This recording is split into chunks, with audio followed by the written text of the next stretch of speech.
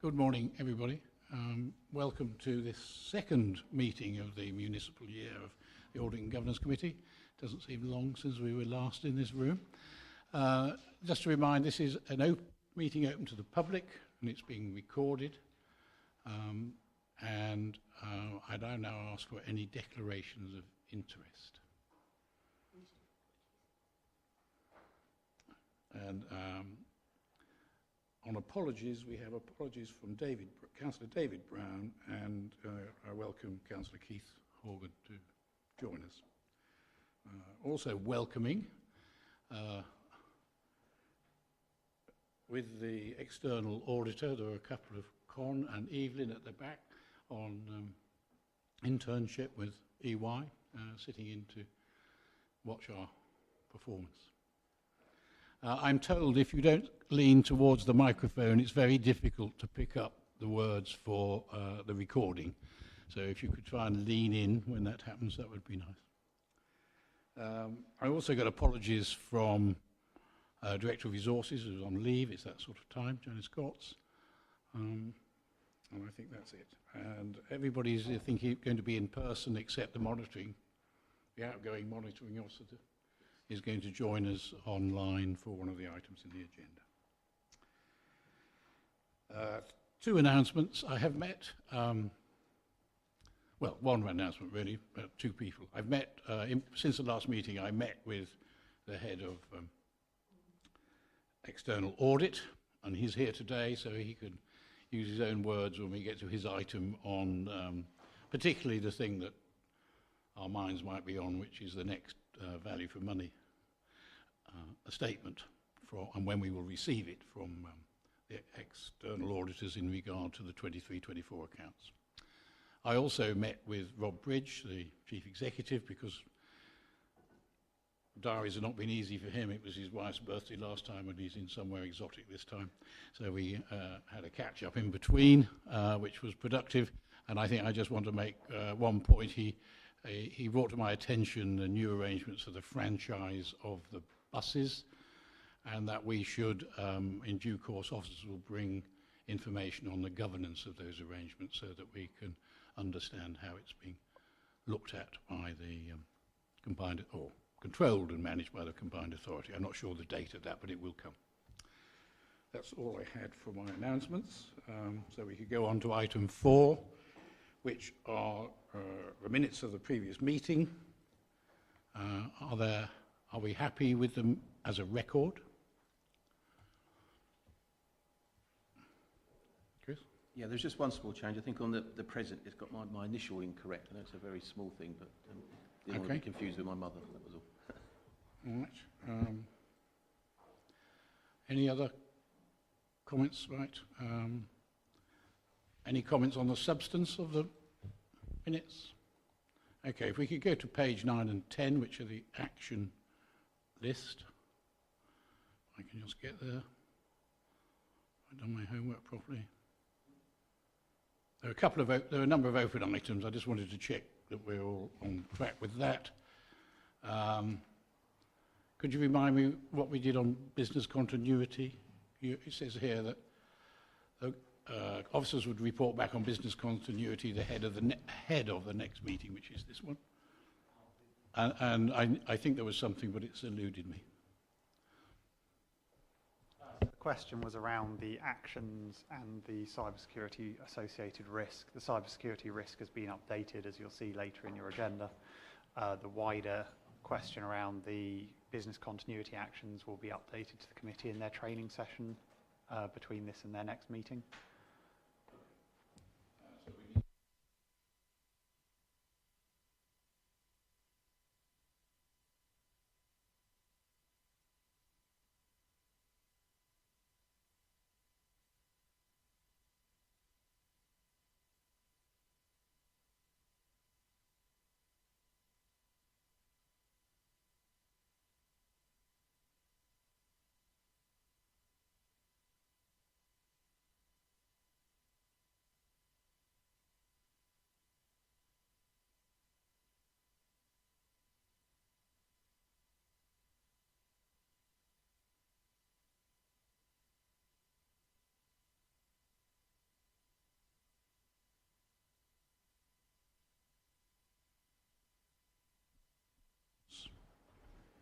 that the sanctions were appropriate, or whether we should ask for more sanctions, or even write to Whitehall to increase the sanctions. The advice we received was that the government had actually recently simplified and the sanctions, and some might argue reduced the level of severity. But the debate we had was that it was we should go with the local government arrangements, and that's the note that will go to the board. So that's just so that item can be closed, I think. Thank you. Any other comments on minutes and actions? Right. So Angela Probert is here to give us the update on the improvement plan. Angela, the floor is yours.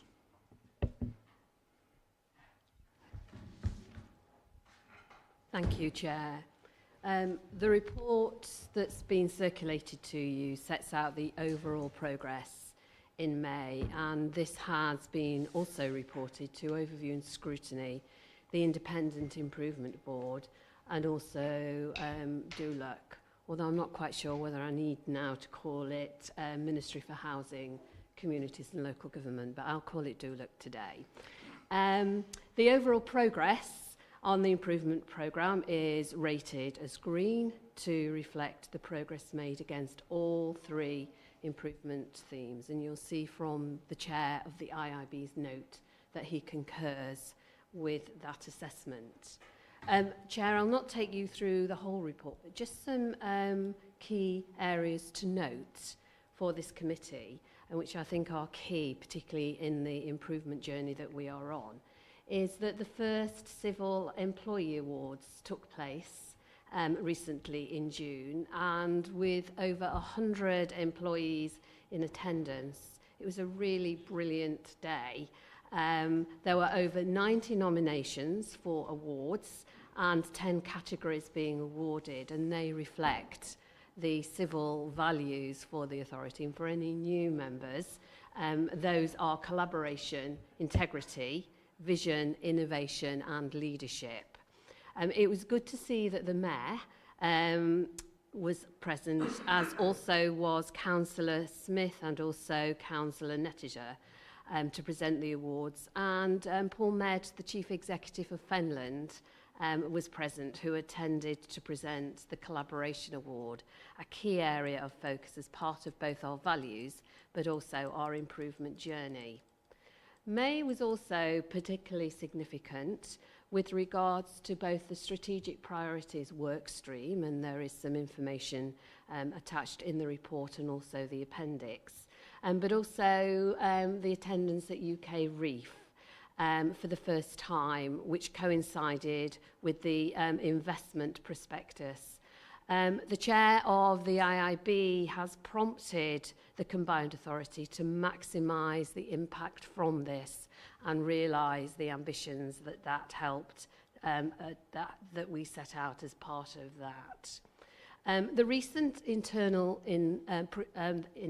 audit on procurement resulted in a significantly assured opinion, which is really encouraging. And there is a current internal audit that we are waiting the outcome for on the authorities embedding continuous improvement. So again, a really key audit, and it will be key learning for us as we focus on the longer term continuous improvement and transformation. Paragraphs 2.3 to 2.5 in the report set out a summary of all the activity that's being delivered, and as always the improvement highlight report attached as Appendix 1 gives full detail on that. Also for you to note, that was attached as Appendix 2, is a document evidencing the progress that has been made, and this has been shared with both the Independent Improvement Board and DULUC as part of recent meetings. Chair, just moving on to the meetings that have recently taken place. We met with DULUC on the 12th of July, and this is a series of both informal but also informal meetings That was a positive meeting where evidence was shared. The Chief Executive set out progress, but also the Chair of the IIB attended to share his perspective and that of the IIB on the progress that is being reported. And a further meeting is to take place before the end of July, when the current best value notice expires. We continue to work very closely with the Independent Improvement Board, the last meeting taking place on the 1st of July, where the corporate management team attended to share with the IIB their perspectives on the progress that's been made over the last 2 years and also its vision for the future. And it builds on, Chair, the meeting you had with the IIB earlier this year. As I've said earlier, a note from the Chair is attached as Appendix 3 with regards to his perspective of progress reported. And the Combined Authority, the IIB met with the Combined Authority Board last week and constituent chief executives to discuss their perspectives on progress and the impact this has had, thoughts about the next steps in taking forward the shared ambitions to benefit the region and how to build on the success of UK Reef. So a momentum is building not only on our current improvement activity, but what might be beyond that. And informal meetings continue to take place between the CA board members and the IIB members. And Chair, lastly, I will say, if and when we have any formal or confirmed communication regarding the best value notice, we will share it with yourself and committee members. Chair, I'm happy to answer any questions. Thank you, Angela. A clear route through the complexity as ever. Thank you very much indeed. Colleagues. And Angela, that was very clear and very reassuring that things are definitely getting better. On page 16, you've already referred to it, it talks about the best value notice lapsing in July. So what is the implication of that on the Combined Authority? And if I can put Mark on the spot, are you comfortable with all the improvements that are being made? And if you were writing your letter now, you would not write in the terms that you put in previously? First and then Delphi. Thank you, Chair. That's the $6 million question with regards to the best value notice. We are aware in discussions with Dulux colleagues that we have a new government, new minister, new supporting arrangements. And this is why we have already sought, and it is being arranged, a meeting before the end of this month. The notice expires, and if it expires, best value notice will no longer be in place. But we are very keen, Chair and committee members, that it doesn't just fizzle away. We've worked hard. The Combined Authority staff excuse me, has worked really hard with constituent authorities to make the improvements. We hope we are demonstrating that we meet best value standards, and we want a positive endorsement of that. But, Chair, it will expire. We don't know. We don't want to commit at all what will happen post that in terms of best value, but we will come back to you as soon as we have confirmed information. We hope it's lifted, but I cannot confirm that today. Thank you, Angela. Mark, are you able to respond to the second part of the question? Yes, I am able to. Thank you, Graham. So clearly, we're in a period where we have provided an interim report on 22-23 financial year and are about to commence our 23-24 financial year. And the question which you asked, Graham, would be in relation to 24-25 financial year. So it all hinges around the best value notice and whether it expires and ceases then, or whether the new minister revisits and brings a new one in, and clearly that's a key indicator for us, so we are predicated on that. What we can say is that our interim value for money reporting has shown in the commentary a clear trajectory and direction of travel on the journey of improvement since we issued the letter to John a couple of years ago. So it is too early for us to write a letter, but our 23-24 audit work will have commentary in it about that journey. Thank you. Any other? We're asked to note this, but this is our opportunity to ask these sorts of questions. Please go ahead.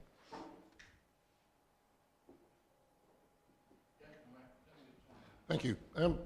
Whether the best value notice lapses or not, is there an intention by the Combined Authority Board for the Improvement Board to continue its work thereafter? Because obviously that's driven a lot of the improvements.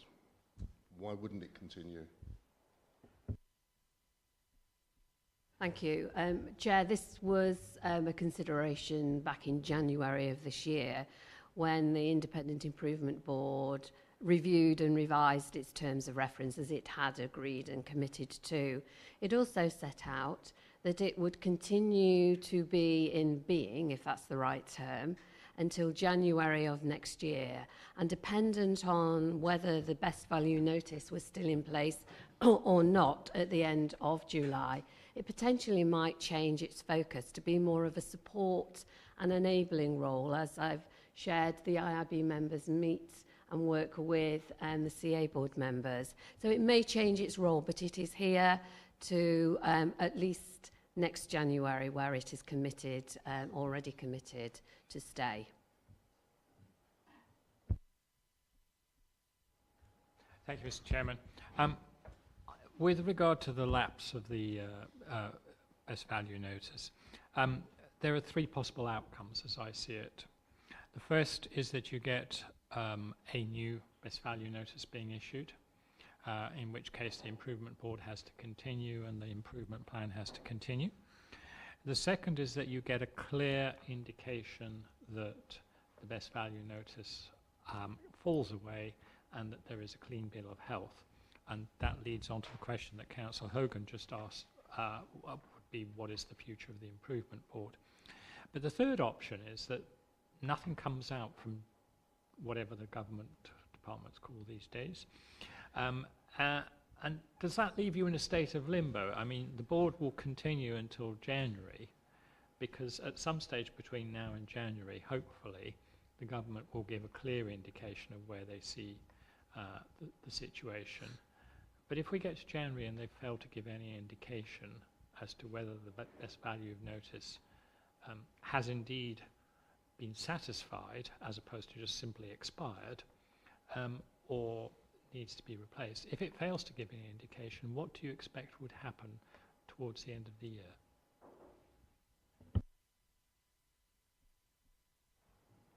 Gosh, it's like looking into a ball, isn't it? What I would start with is that the Combined Authority is doing everything that it is able to both progress the areas of improvement that were identified, that were set out clearly in the letter, to provide evidence that improvements are being made, to go further, to set out very clearly how it meets the best value standards that have been set out by DULUC in terms of what it expects of all authorities. And also that the momentum that has been and is being built in terms of the authority being able to both manage but also lead any areas of future improvement that we might not know about now, that it will continue on its journey. If the best value notice is not reissued, it will lapse. And and at the CA board next week, the report, if members are minded to look at that, we are already starting the conversation with regards to the need, as being prompted, as I said in my report, being prompted by both the IIB and DULUC colleagues to look beyond best value, to look at how we focus on what's next, how we learn both from the improvements that have been made, the approach that has been taken, but also to make sure through CMT those assurances through the corporate reporting is that the authority picks up quickly any areas that it might need to focus on. So we're prepared for the best value notice not being there. If it continues, well, it can't continue. If a new one is issued, we will focus on those areas that have been set out. But the Independent Improvement Board have committed to stay until next January, but will review in September at its meeting in early September its remit and focus, dependent on whether there is a best value notice in place or not. Yes, I just wanted to add to what Angela was saying about there are other areas where the combined authority gets its external assurance from, one of the key ones being sitting at the table with us. And we will have 1, if not 2 more years of value for money reports from EY by January. We'll have 22, 23 and hopefully 23, 24s. So even if the government department in question don't issue us with a nice clean bill of health, as we will be asking them to and hoping for, there are other areas where both the authority and this committee can look to get reassurance. And it's worth reflecting that that original best value notice was issued in response to value for money concerns by our external auditors. So worst case scenario, we still get our annual report card from the external auditors.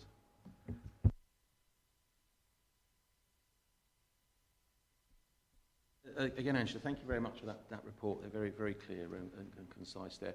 One of the things that probably echoes a couple of the comments that have been made already that I'd like to sort of talk about is, regardless of what happens with the notice, how we can actually be assured that there will be a continuous improvement plan in there. I think for me the key thing is we don't want to end up in this situation again, and we need to make sure that whatever happens to the IIB, that you know, we have the assurances that how do we make sure we do not end up in this situation again. I'm going to ask Judith, as a member of the corporate management team, to pick that up. Thank you. And for anybody that hasn't met me, I'm Judith Barker, the Exec Director for Place and Connectivity. So thank you very much for the invitation to join the meeting today. And obviously I'm a permanent member of the CMT. I joined in January, obviously when this improvement process was very much underway. And I have, since March time, if my memory serves me right, I have been leading the culture work stream, and so it's one of my update reports that's in your information pack. So obviously your question is very much about how do we avoid this happening again, and how does the good work that Angela has set out so clearly is continued. And I think that there's a number of things that I'll draw upon to do that. So from a CMT perspective, there is a very clear focus on the values and the pieces of the kind of structures and processes we need to put in place to ensure that this approach is continued. So Rob has just sort of set out the importance of value for money, and clearly part of value for money is clear sort of accountability for budgets, clear accountability for performance, and knowing that if you've spent public money, you know what it's delivered and has it delivered what the original business case said it would deliver. And that whole process is absolutely being embedded in all of the teams and directorates at the moment, from CMT downwards. And I think that's evidenced through the commitment to the single assurance framework and the implementation of that, and the establishment of the investment panels, the investment committees, to make decisions off the back of project concepts, project business cases, and then going into the monitoring and performance against those business cases. And the first meeting of that investment panel was in fact yesterday. And that is led by the senior team, but with different contributions from across the organisation to have that oversight of the various elements that you need. So it's not only, it is led by CMT, but it also involves a whole corporate contribution. And I think that's really important, because it is being led at the top, but it's also involving the entire corporate structure. And I think that's really key to embedding the process. The other couple of things that I would sort of draw upon is that in particular there's been a real focus on this year is the, I can never remember, they're called LEAPs. Now somebody's going to have to remind me what LEAP stands for. I used to call them appraisals in my previous job, and are basically a look back and a look forward.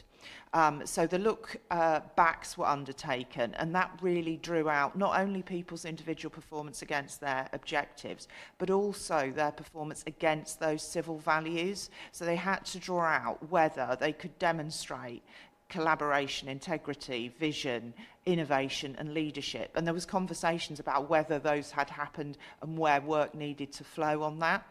And that also was then mirrored going into the forward look as well. So you had very clear objectives for your work, where you were going to be in October and how that could be measured, and then again what that would look like. So proper smart objectives, and again how you were going to do that.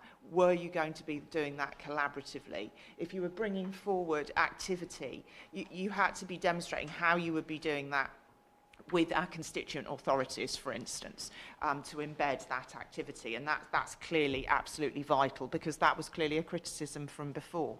So I think those processes are embedded in the staff. The third thing I would just say is I think as well the work around collaboration is also now, there's a kind of different spirit of collaboration that's embedded into our relationships with our constituent authorities. From what I understand, there actually wasn't expectations that CPCA would be working collaboratively, because sadly it hadn't happened, but now there is. And so I think our constituent authorities are all, we're working together collaboratively, and we all have that expectation of one another. And I chair a place directors group, which is sort of my equivalence across all of the different constituent authorities. We've had 2 in-person sessions recently, and when we bring that together, everybody turns up and everybody holds each other to account for that work. And I think that will constantly enable what's happening internally to continue. So I do genuinely believe that since I started in January, I've really recognised the improvement journey we've been on, but I genuinely see the different steps internally, externally, and the different activities that are happening across the organisation, which was borne out as well by the success of the Civils Awards, that is really making a step change. But the structures are there, so if people leave and go, the structures and processes are there to keep that moving forward, and people will hold us to account as well, as I say. I hope that's been helpful. Mike, you wanted to comment?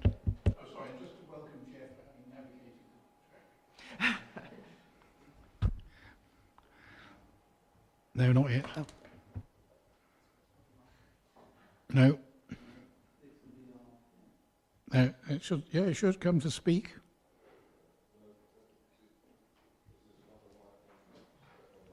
No.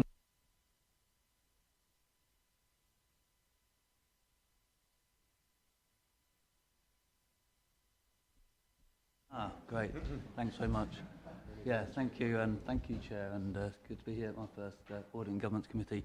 I just want to make a few comments. I thought it was interesting about the, we're clearly on the right path in terms of the improvement group and the rating of green, and we're going in the right direction. But I was just reflecting on the fact that the onus is on all of us, isn't it, as members, to continue that improved culture change, and also that respectful and important conversation with officers, so that we all work really closely together for the benefit of the bottom line, which for me is delivering for our residents an appropriate use of public money. I just feel that since a year and a bit that I've been involved in the Combined Authority, there's a clear pathway to that improvement, and I really hope that continues. So that's kind of irrespective of what happens with the best value notice. I think its onus is on all of us to do those kind of things anyway, as a whole group of members and officers delivering for our public. Thank you.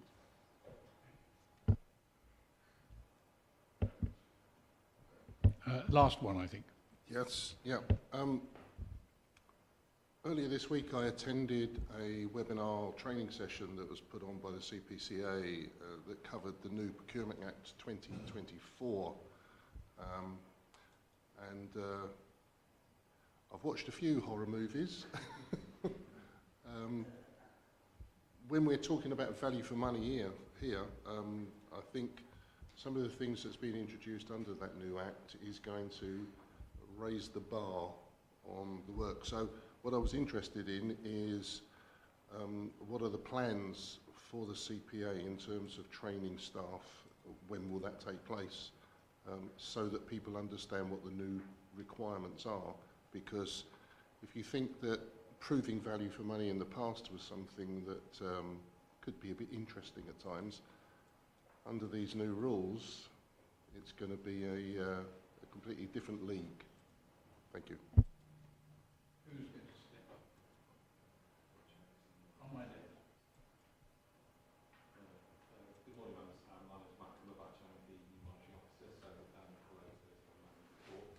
The audit team sits within the area which I'm responsible for, and what we're doing, first of all, is put on the training so members are aware of the new legislation, which I think was initially designed to remove red tape, but in fact has introduced quite a complex system, but obviously one which has to be in place by the end of the year.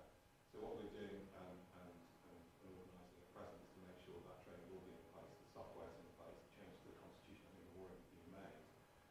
So from our point of view, is having that programme and making sure it's there. The legislation is coming in whether we're ready or not, so it's best to be ready for it. You can see there are additional complexities to it.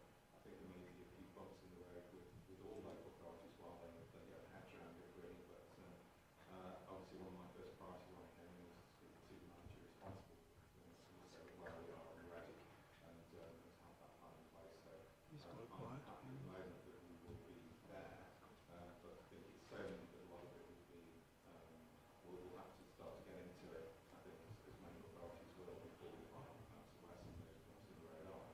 And I think, you know, from the training that sort of place,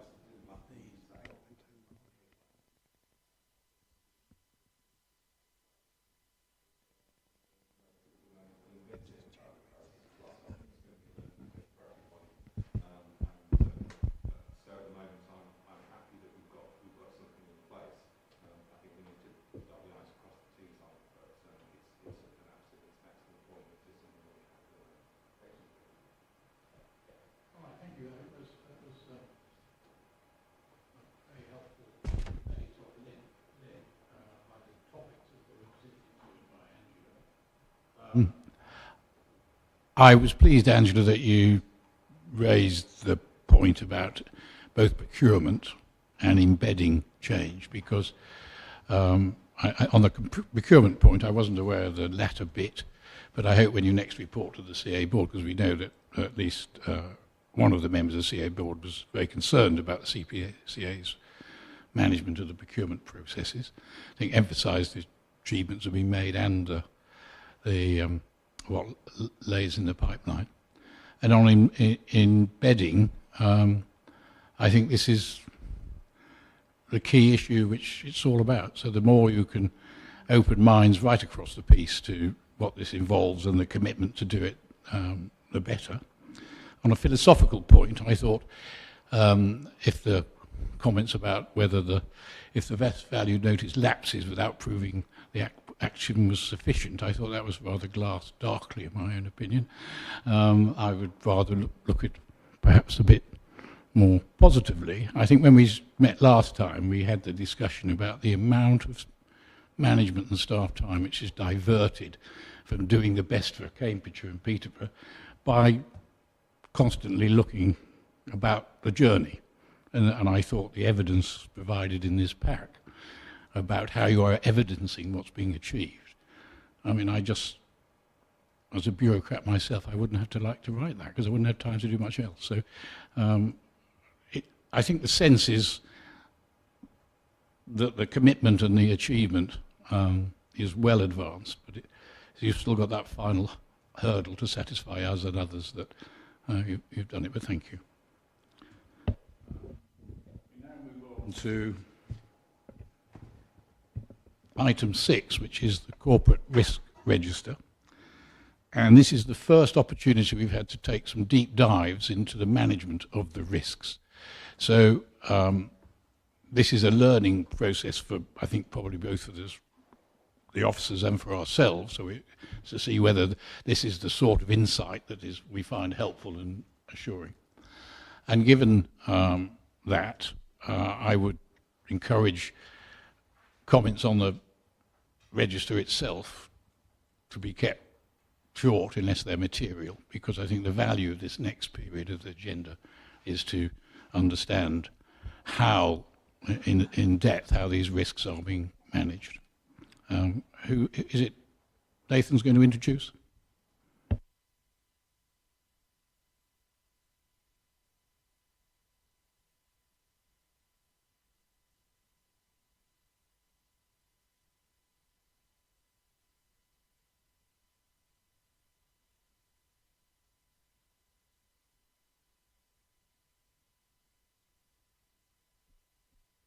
Thank you.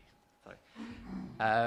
This is also to note the corporate risk register, dashboard and heat map in Appendix 3 to 5. As you said, Chair, so it was agreed at the previous committee that the focus of the report would be into the deep dives of the two improvement programme focused risks, which are the culture and governance risks. So please see 2.1 for an overview of the culture risk, which was first identified and added to the risk register in September 2022, when it was inherently a very high risk and is now a medium risk. For the governance risk, this was added to the register in June 2022 as inherently a very high risk and is now a low risk. So as I said, both are related to the improvement programme, and the current residual score reflects that the controls have been put in place and are being delivered. So in 2.2 and 2.3, we've set out how culture and governance have been included within the 3 phases of the improvement delivery, where you'll see there's been a lot of delivery in those areas, and Judith and Angela have mentioned a few of those things, for example, civils and the single assurance framework, amongst other things. Appendix 1 and 2 shows the full risk information, including the cause, effect, score, and more information on those controls. So even though the focus isn't on this, I just need to mention to you that the risk register, there's been a few changes since the June report, since I last came and spoke to you. So there's been 2 new risks that have been added. These are for bus reform and Peterborough Station quarter funding, and 3 risks that have been removed. These are workforce/HR, home upgrade grant 2, and transforming cities fund. But if you see 2.4, there's more information on all of those within there. The only other substantial change is to the governance risk, which, following a review of the controls, has changed from medium to low. The controls have been strengthened with efficient monitoring in place, so the score has been reduced. 2.5 is the schedule for the future deep dives. So there's a lot of discussion on cybersecurity at the previous meeting. That will be coming up at the next meeting.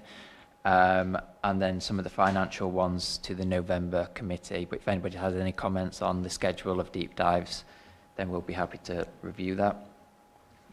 So that's everything. Thank you. Happy to take any questions. And just to let you know, we do have the owners of the deep dives here with us today. So if you've got any questions, please do ask them. Thank you, Nathan. If we could concentrate on the changes to the risk register before I'd ask Judith to perhaps start taking us through the deep dive on culture.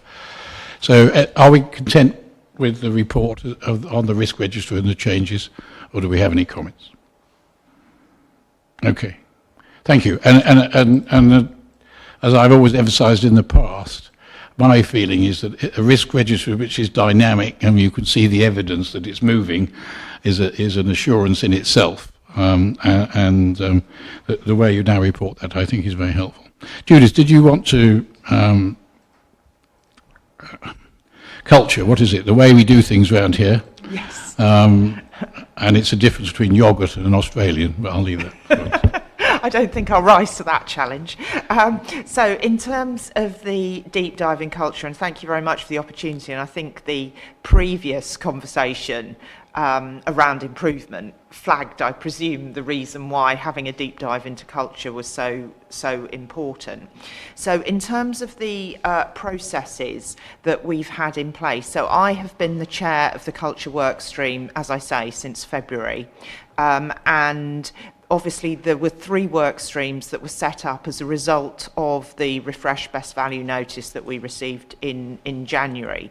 And each of those work stream leads has run a programme of fortnightly meetings to review the, well, firstly to identify and then review the risks, because the work that was undertaken to that group was effectively driven by the risk that we were not embedding or developing, not embedding a healthy culture and not responding to the challenges of the previous culture.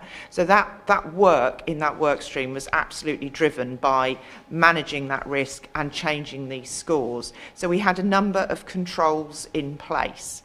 So firstly, obviously, I, as the workstream chair, had to report to the improvement group, and that improvement group was then reporting through to the IIB board. And there was a set of controls and checks and challenges through that process. In addition to that, of course, we had a work programme within that work stream that we were then managing the risks within that work stream.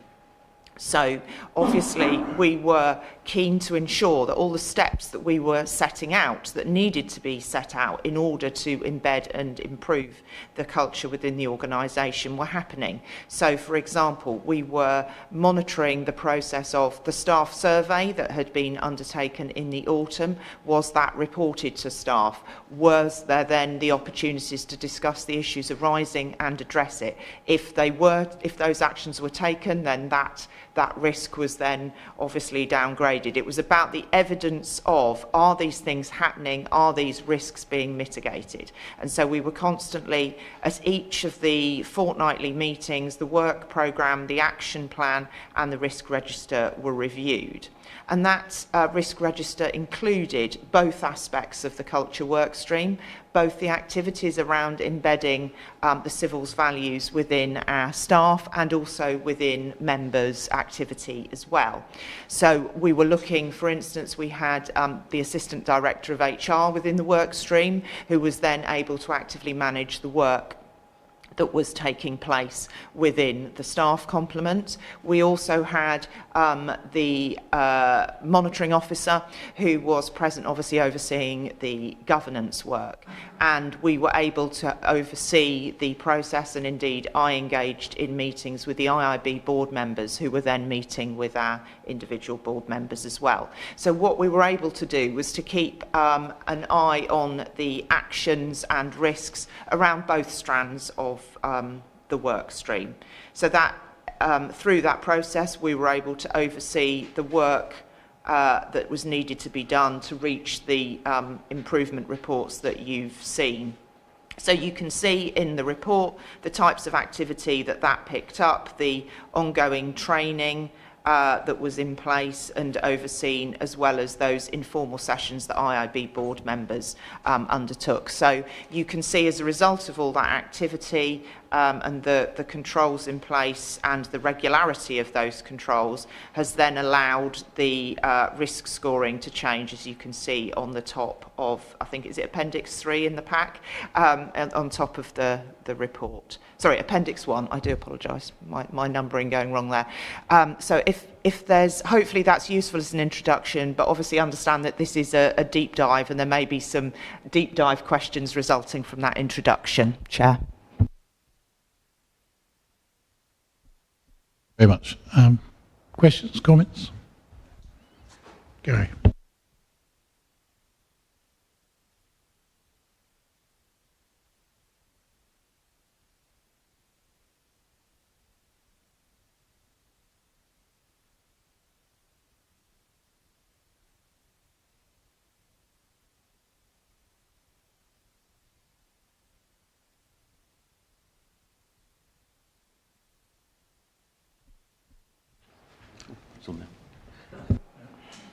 Have I got that switch on? Yes. Apologies, struggling with the microphone.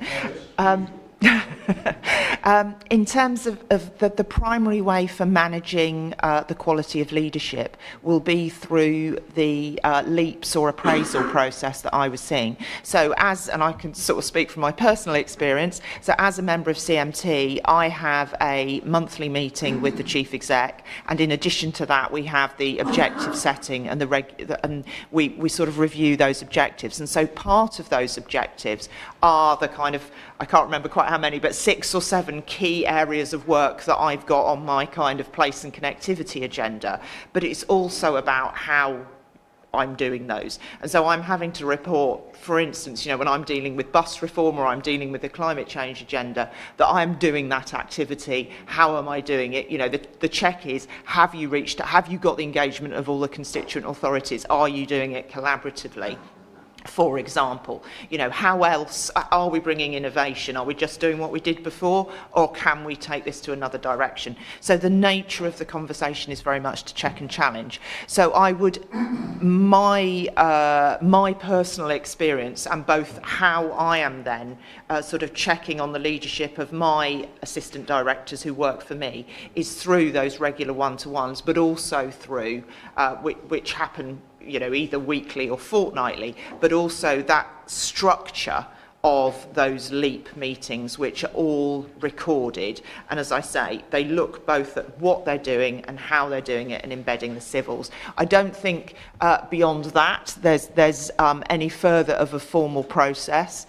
But I do think that process is embedding the values and particularly leadership and how it's monitored in the organisation.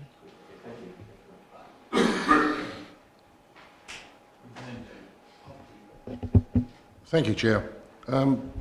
East Cambridgeshire District Council had its own audit meeting earlier this week, and we've recently added an independent layperson to that. And I make no apologies for nicking 3 of his really good ideas that he came forward with. The first one was when reports are presented to committees, the language that's used to note them, he felt, was a little bit tepid. And he'd suggested that basically the wording should change rather than to note it, for the committee to endorse it, because that tended to focus people's minds on the fact that they're not just sitting there watching something happen, they're actually being encouraged to comment and contribute to it as well. So that was a suggestion, obviously. We're going to do that. With regards to inflation, he suggested an improvement to our risk register, because very similar to ours, all of the controls and actions are very much inward focused rather than external focused, according to this list. And he suggested that perhaps adding some external indicator may be useful, because obviously inflation isn't just exclusive to the CPCA, it's going on globally. So he felt as a benchmark, as sort of an external indicator would be a good point of to benchmark against. And the other thing that he mentioned, and it's a subject that's particularly close to my heart, is the one about climate change. And what he said is that, and I agreed with him, that perhaps we're missing a bit of a trick, and perhaps this should be an area where the next deep dive should take place to truly understand fully what the impact could be on the authority. So I don't apologise for stealing his good ideas. Hopefully you might think they're of value too. Thank you. I think language is always interesting. But we can't improve. I always the distinction between how you look at things and whether you have an authority over them is it. So I think those bits about process, I would ask officers to think about it. Perhaps we talk when we get to the deep dive at the end. We can talk about the climate change bit. David, you had something. I wasn't going to make a reference, but since inflation's been mentioned on page whatever it is of the pack, find it on page, it just says page 2, I don't know what number it is, sorry.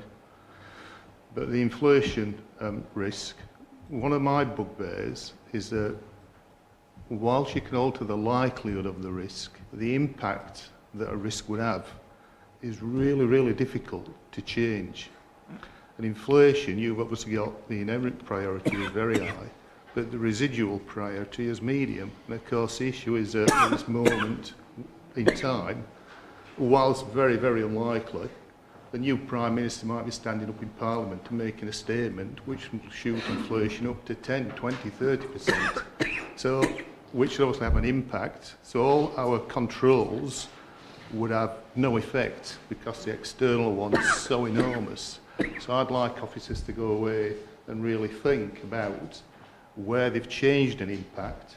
Is that impact score downgrading more than moving upwards really appropriate? That was just I wasn't going to make that comment, but just on the previous one, the comment that I did want to make, please, was about HR policies. How have HR policies and procedures or even performance systems been changed to encourage and support behaviours that will lead to mitigation of the risks that have been identified? Because the issue is obviously culture is all about people and how people act and people interact with one another and the actions that are taken when things go wrong or praise that's given when things go right. So how are HR dealing with that within the sort of day-to-day delivery of services? Jim? Okay, on the impact, I'll ask you just to note, to look at the impact of inflation. That's what we dealt with. I was hoping we just focus now on the deep dive.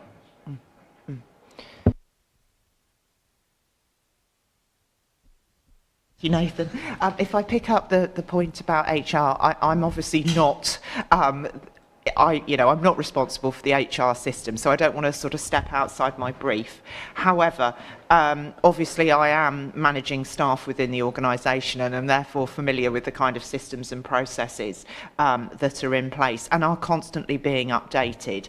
I would, in working through the process of being on the culture work stream, there's been a real step change in terms of that process of the appraisal system, and it's been regularly commented to me during the look back, look forward exercise in sort of March and April, how different staff are feeling it this year as compared with last year. And so I think that's an example of a update to HR processes and procedures that has changed. So, for example, my understanding is that last year was the first year that an appraisal system was put in place, and then this year is a year when that appraisal process has been very well structured, producing smart, clear objectives and targets for all areas of people's work, with a clear focus on a mid-year review in October, and those civil values having been built in to be considered as a look back, look forward.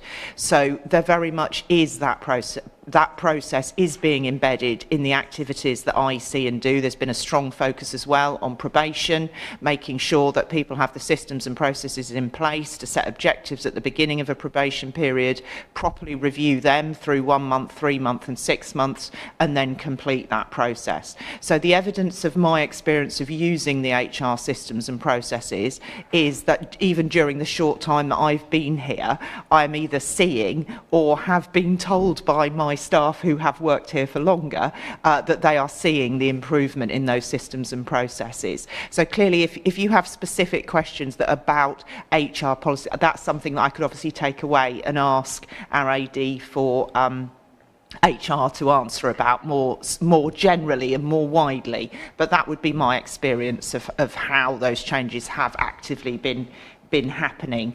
And I think they've been supported with those kind of wider things that, as I understand, didn't happen before. So, for instance, there's been the staff survey, which has been reported. That's now baked in, so that will be happening again in the autumn. So the systems and processes, you know, are set up for that to be a regular process.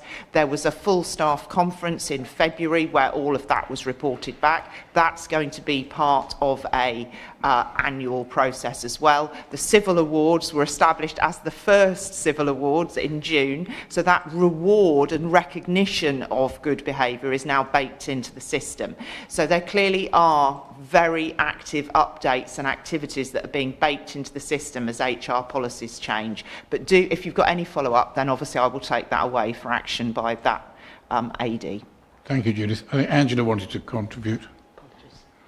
Yeah, just to add to what Judith has shared, there is a suite of HR policies that have been updated over the last 12, 18 months and have been agreed through the employment committee that it was established as part of the constitution reviews. Specific policies that have practices that have been introduced is such as the whistleblowing policy to support staff, and that was brought and updated because of the code of conduct sort of issues. But there is a suite of policies that are available on the CPCA website, HR policies that either have been reviewed or are new policies, and on an ongoing basis they will continue to be revised and reviewed as you would expect. Okay. Can I come back, Chair? Can I ask them, please, that the workshop stream, presumably around culture, presumably has got an improvement plan. It might be the wrong words, but you'll have a plan of some sort. Where it's going. Could that be included within the controls element on the risk register, to not list everything, but to say what's being done and when? So, you know, if there's going to be an issue, you've talked about whistleblowing policy. If that says it's got to be up to date by December, when that thing gets updated, could we just have it as controls, say whistleblowing being amended? I mean, I don't know what's on the improvement plan, but just that sort of thing so we can see the changes that are being made or implemented in that particular area. Thank you. I'll take that forward and incorporate that with Nathan, following this meeting.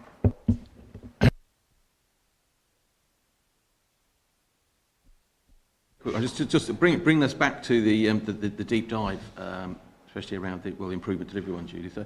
I noticed on the last comment it talks about the transition to phase 3 in March 2024. There's a very sort of important work or activities in there. Is there a timescale for when that phase would be completed? Yes, because effectively we had a timeline to now. So my target has been to manage the completion of all of those activities to the middle of July, because I'm not familiar with the exact date the best value notice runs out, but it was to complete the work programme by the middle of July when that ran out.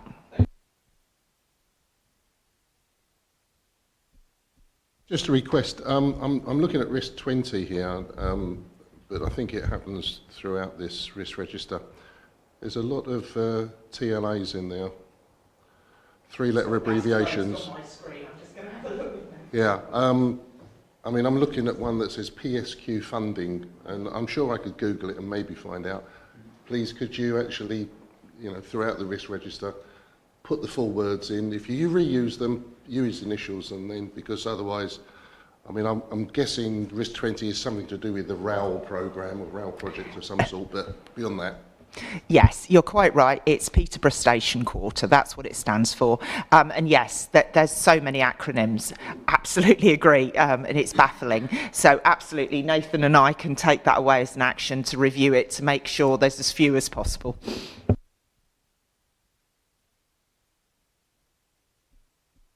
This whole conversation is focused on officers, but culture is not about officers alone, it's about members as well. Well, indeed, the letter I received in whenever it was when Mark Hodgson put his pen to paper was not about officers so much, although it referred to them.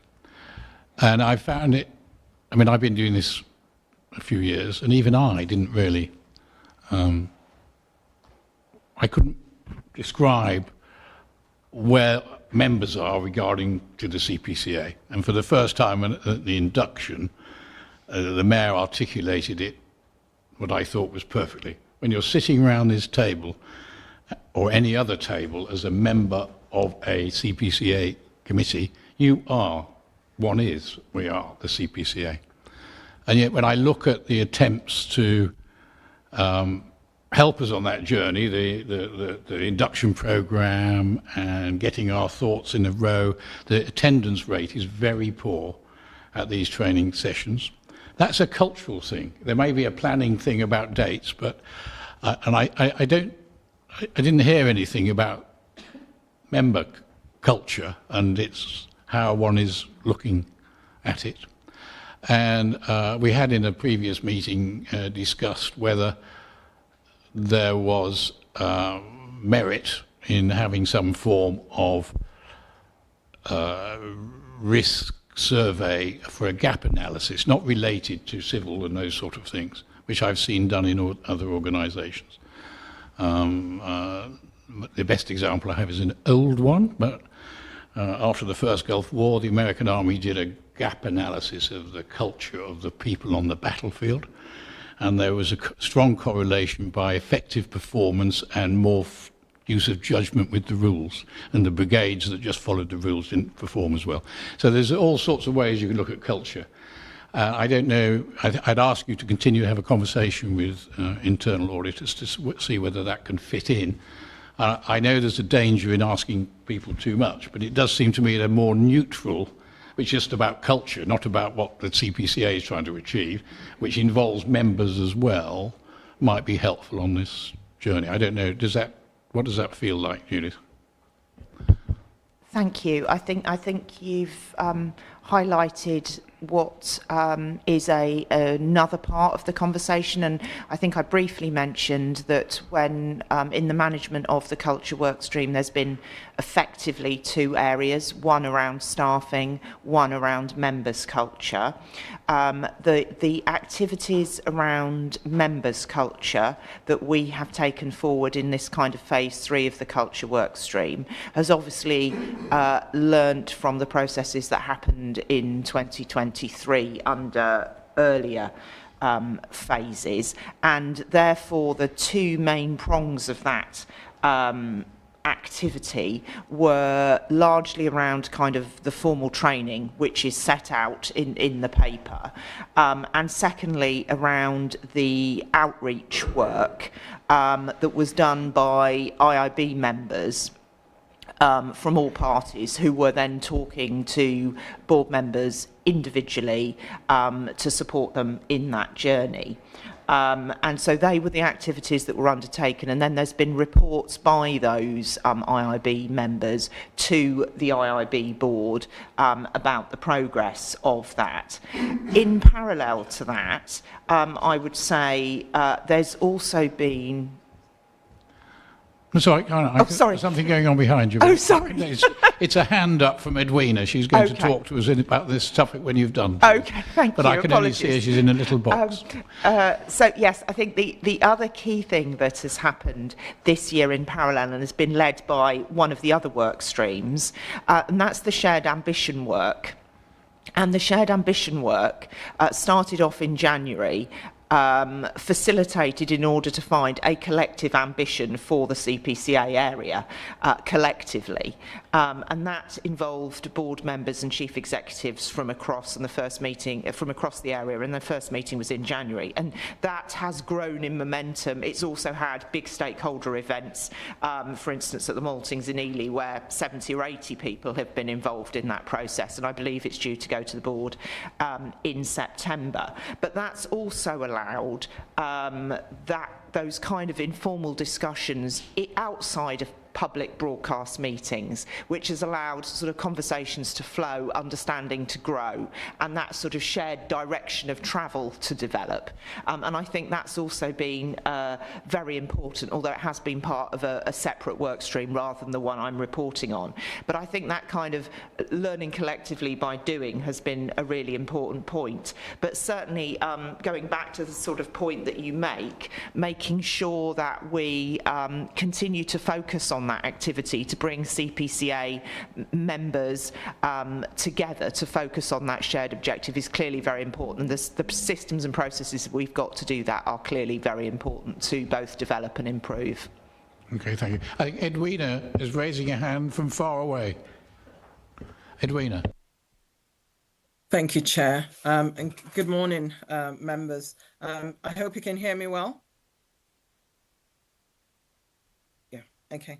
Thank you, Chair. I just wanted to make some comments in addition to what Judith has said regarding member culture. So as you be aware, recently we've refreshed our code of conduct and adopted the LGA model code of conduct, which is I suppose maybe a bit wider and stronger than our present code of conduct. So that's one of the things that we've done.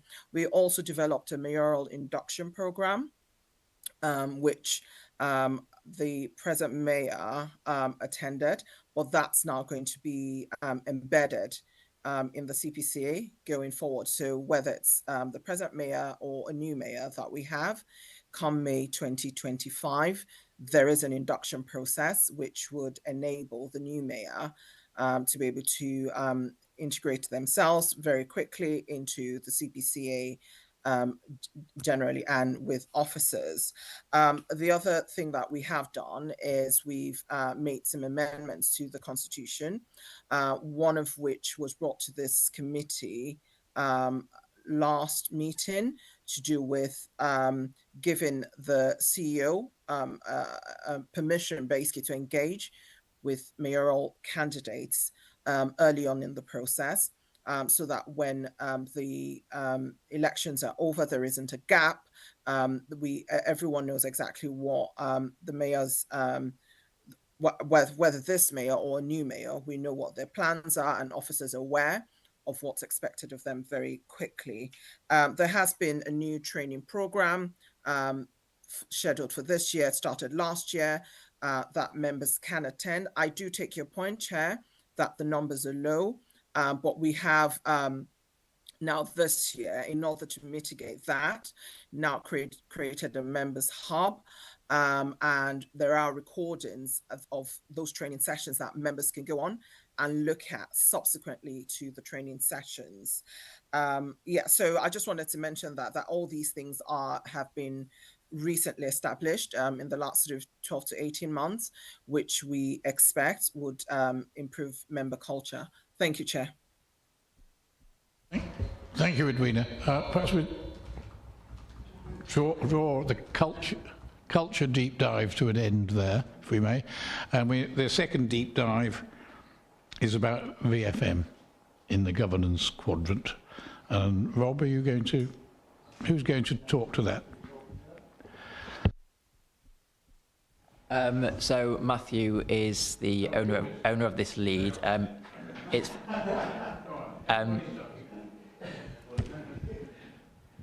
Yeah, so this is the second deep dive. If anybody's got any questions, Matthew is here to answer any questions, and Edwina is also on the call. So I think we should maybe just go straight to questions, if that's all right, Chair.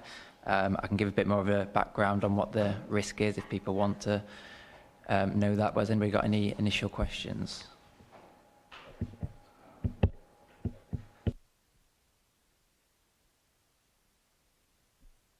Issue that got us into the situation in which we find ourselves was about VFM, and it's laid out here.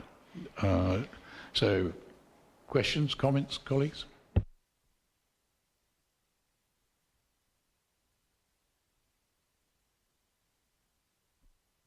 The interjection about words, noting and endorsing, so maybe that will help. David? If I can, obviously, culture and governance are quite strongly linked. When the register's been prepared, our independencies looked at and evaluated. You know, like a domino effect. If something goes wrong in culture, does that knock an effect to governance or vice versa? Because that's not picked up in here. In fact, I'm struggling almost to say, what are we trying to do with this deep dive exercise? Because the information that's been presented, whilst it's telling us what's in place or has happened, I'm sort of struggling to identify what's the committee trying to identify through this process. But again, just going back to that first one about the two interdependencies, please, because I think that's really important, because risks aren't in silos.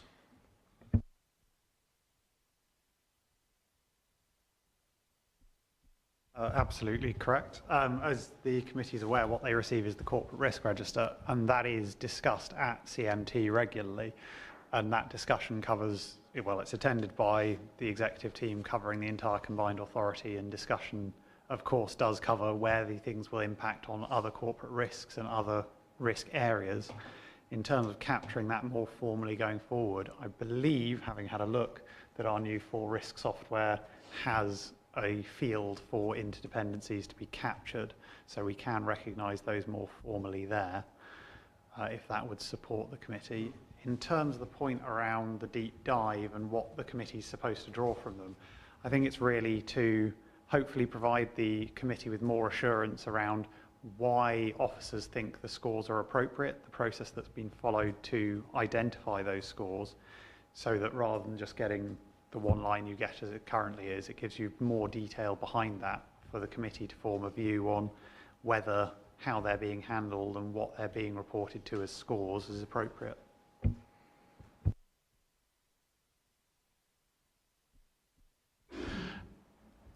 I wondered if the external auditor had a view on, or was able to give a view on the processes that the CPCA are using for value for money as they've enumerated here. And this isn't trying to get an answer you don't want to give me until later in the year. But this is about, it's a very, it's not quite beauty in the eye of the beholder, value for money, but there is an element of that. Do you feel the CPCA is on the right track here in the way they describe their wrestling with value for money? Definitely on the right track, yes. And as you say, our commentary, when we report on 23-24, will chart all of the journey and the enhanced arrangements put in place that allude to the nebulous value for money as an outcome. Okay. I think that's a win, actually, to get that from you. Gary. Yeah, but you say, sort of going back to what we're being asked to note here, so I think for me, as a deep dive, it just gives a very, very good summary of the improvements that have been made around the sort of governance process in there. So I think that comes back to what we've been asked to note here. The only sort of comment I would make in terms of the deep dives is, I know these are sort of statements that are made in here, which is be interesting to have maybe on some of them, the evidence as to how that statement is being made. So one I'm looking at here, it says a robust and transparent process for managing decisions making. I know we've discussed that a lot within this, so we probably know it, but it might help within these deep dives just to sort of give the evidence that supports that statement in there. That's all, thank you. Can I just follow up on that, because I think that's a really good point, and it's one that we're going to make when we talk about the annual governance statement. Because there's things around there which should be in the local code, and I don't know if the local code's been presented to the committee previously, but I believe it should be before the AGS is reviewed, because that issue that's just been identified there about what's a set process in place and how does it work in practice would be included in that to give us assurance that, you know, the particular line you've taught there, we know that process is working effectively. And if it wasn't, it'd then be flagged up in the AGS, and at the moment the AGS is being presented to us almost blank. It's a good document, but I know we'll come on to that, but that detail behind it I don't think's there. And that's why I asked, what are we trying to do about this? Because to me that information, it's just a list of this is what we've done without giving me the evidence. which is why I asked the question. Valid question. This is the one I asked at the beginning. This is the first set of the deep dives, and we need to take a view as to whether. I mean, I heard the officer response that this is to provide us with insurance that the risk owners know what they're doing and we can see the process they're using. Not for us to say whether they're managing the risk, make the judgments on the risk are right or wrong, because that's not our competence. How do we feel? Now, we know what David's view is, about other views about whether we're happy that this process that we started on helps us in our assurance journey. And is this, if it does, is the way it's been presented to us today the one that meets the bill? Does anybody else have any comments on that?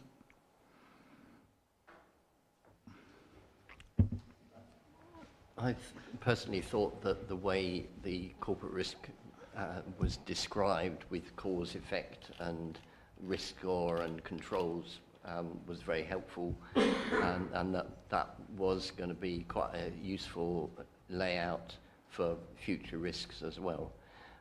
My only criticism, going back to the previous one, was that there was a lot of description about all the member training that had been undertaken without an equivalent assessment of the officer training, although that was mentioned. I think it is very helpful in the way it's described, and if we've got questions on it, we can raise them. But as you say, it's not for us to decide that it's not 3, it should be a 2, or vice versa. That's for others to assess. And our role on all of this, I think, could be highlighted more clearly. Sorry, could you just explain that last bit? Our role could be highlighted more clearly.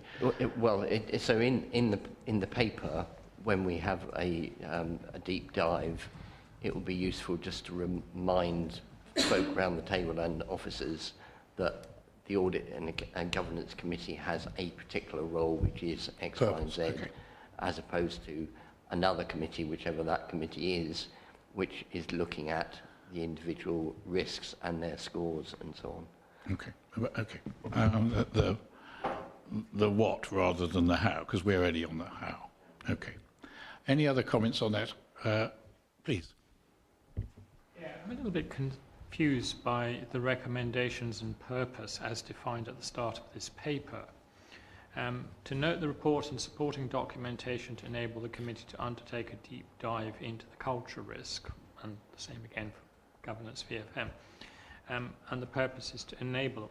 Well, if we're conducting the deep dive as part of this process, the recommendation surely is that not that we note the documentation to enable us to undertake a deep dive, but that we actually undertake the deep dive, and that's what we're doing. Because if you just take this and you put it in a book and you record that this is what we agreed, that we would note the documentation to enable us to undertake a deep dive, there's no evidence that we've actually done the deep dive. And these recommendations in this purpose leave that open. I think we need to think about how we actually report this, because the recommendation should be that the committee carry out the deep dive and note their satisfaction or not with the evidence produced by the deep dive. Thank you. As we heard earlier, the words are so important in those regards, because they can have so many. So could we take that on board, please, officers? Any other? Do I take it we want to? We have a where it is. Whenever we've got 3 more. We've got a little program of deep dives on page 80, and we've had a suggestion that we look at. We have a look at the owner of climate change should come and talk to us at some stage. Do we wish to continue on the journey in the way we've done it today, subject to getting the wordings of our purpose correct? Yeah. Yeah, I mean, go back to what I was talking about before there. I fully agree with all those comments around the deep dives and how valuable they can be if we frame them in that way. Just going back to talk about the schedule of risk deep dives, it probably is a key subject to mine. I know we've got cyber security coming up next. I just wondered, Rob, it's as part of that deep dive, if you could sort of also include in there how the CPCA is preparing for the impact of quantum computing on cyber security. So that is particularly relevant to asynchronous encryption. I'm happy to have a conversation offline with a bit more detail because I've got quite a lot of background around it as well. But I think that would be very important to include in that deep dive, please. Okay. So, just come back. I have found, of course, in paragraph 3.3 on page 81, what the Audit and Governance Committee is responsible for about overseeing the authority's risk management framework and procedures and the corporate risk register. What it doesn't say is precisely what that means and who is responsible for actually the what as opposed to the how. And on the cyber security element which Gary has raised, when we considered this in the County Council, we decided that that was a very sensitive thing to talk about in open session, and so we went into closed session to talk about that risk. Whether that's something which we need to consider for the future on this, when we discuss a deep dive of that, I will leave you and the officers to determine. And I do think that if we were able to do climate change as well next time, that would be brilliant. Next time or sometime? Either. Thank you for the point on cyber security, because I was going to raise the same thing. If we want to get a real understanding of it, we'd probably have to go into closed session. Is that right? And would we be happy to do that? And could we do a two-part harmony, so open session and closed session? Just on the interest of transparency, I mean. Yes, Chair, you certainly can. I think that there are obviously the provisions in legislation for times when you go into closed session to deal with certain sensitivities and commercial and business sensitivities. It would be a matter for the committee at the time. What we would do is we would obviously present the reports, so members will be aware. There may be one in part one open session, one that we would retain, which wouldn't go out to the public, which would go to you. And then on the day of the meeting, you would actually then make your judgment as to whether or not you believed you should go into closed session to consider it. Taking on board Councillor Wilson's point about the some of the points which may not be for public broadcast. So yeah, we would do that. But normally with this particular committee, it is rare to go into closed session because of the nature of the work that it does. But if there will be odd occasions where it may seem justified if the committee are happy to do that. Thank you. It certainly is rare because we haven't done it in 7 years yet. Yes, go on. Chair, I just wanted to ask a follow-up question for clarity, if I may, regarding the climate change discussion and the risk, because that area falls under my kind of remit. And what I just wanted to check, are we talking about looking at the climate change risks that face the CPCA area and what those risks are, or are we looking at risk management within the CPCA activities to address climate change? I just wanted to understand the remit, because those two things are actually quite different in scale and would need sort of different degrees of preparation, so it'd be helpful to understand. I think it's very much the latter. Okay, let's start with the latter, and if that leads us somewhere else, then we'll cross that bridge if it hasn't melted. Okay. It's very interesting, this discussion we've had about purpose and clarity of purpose. And I'm not quite sure I picked up your point, Graham, at the end about when you went to page 80, whenever you did. Could you talk with the risk management team to make sure they understand what more we need from them, or to clarify who's looking after the what? Is that what you meant? Yes, because I'm not clear whether it's Rob or Helen or Judith will be able to tell me whether it's the board who should be looking at what, or overview and scrutiny, or another committee. Okay, well let's go back a step then. Can we put that on the action list for us to have an insight in the next corporate risk register report on the what? Well, maybe we should be doing it, when we'll see how that goes. Right, thank you very much. That was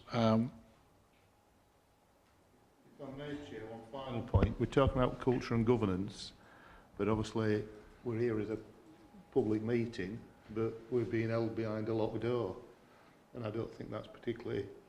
I know there's no members of the public present, but does a member of the public have to be invited by going to downstairs reception and say, I'd like to attend the meeting and be shown upstairs? Okay. That's an interesting way of smuggling in that point. I have raised these issues with the Chief Executive as well, and I think it is valid still that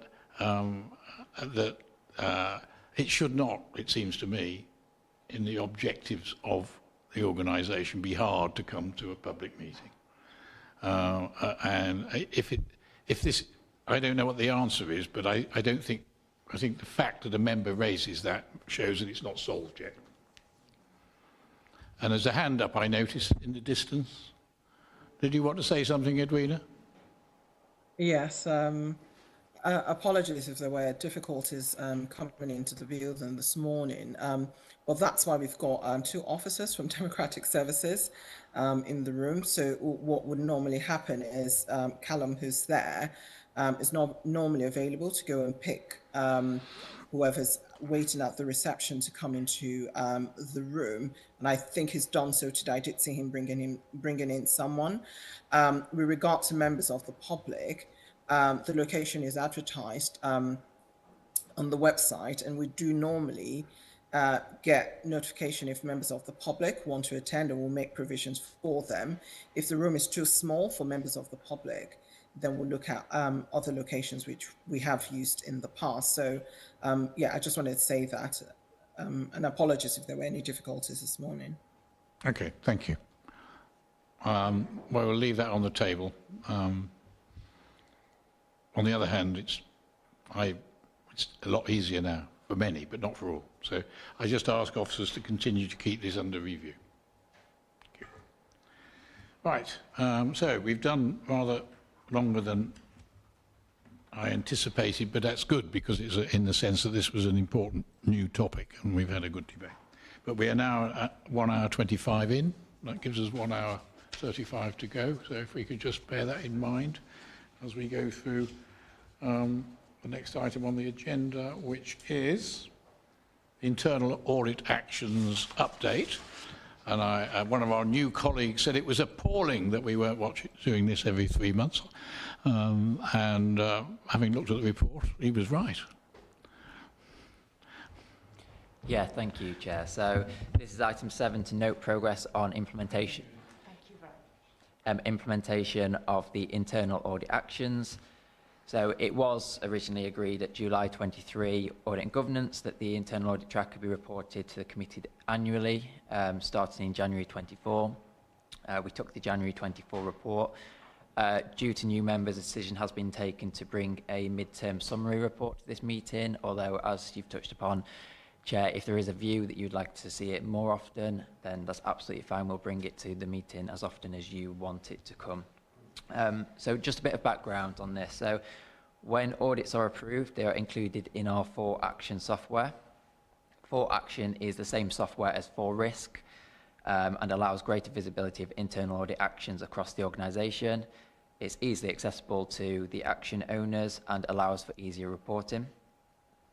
So whilst we've only been live with this for a couple of months, all audit owners have had training on the software, but we recognise more needs to be done to embed the software to ensure that logging in and resolving actions becomes a regular part of certain employees' workload. So the overall statistics, we've got 6 overdue actions based on the current implementation date, as agreed by the action owner. Since publication, we've been made aware that some of those 6 are complete or superseded, but remain on the systems for reasons as mentioned before. There's still work on that embedding to get people to log in to say if they've been complete or they've been superseded, etc. But work on that embedding piece is continuing. In total, there's 38 live open actions, with 32 of those having a future implementation date. So you'll see Appendix 1, that's got the dashboard with information on the number of open and overdue actions by report and how many actions are due in the next 60 days. as well as on page 2 of Appendix 1, a register of the overdue actions. So thank you. Happy to take any questions on that. Ethan, comments, questions? Please. Yeah, just a technical one. In section 4.1, there is a hyperlink there, which doesn't work. And first of all, I thought, oh, maybe I'm the wrong side of a firewall. So I've tried it again in here, and I get the same message, which basically says, sorry, something went wrong.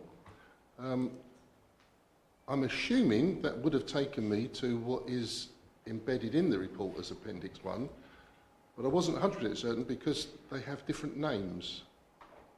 One says it's a dashboard, the other one says it's,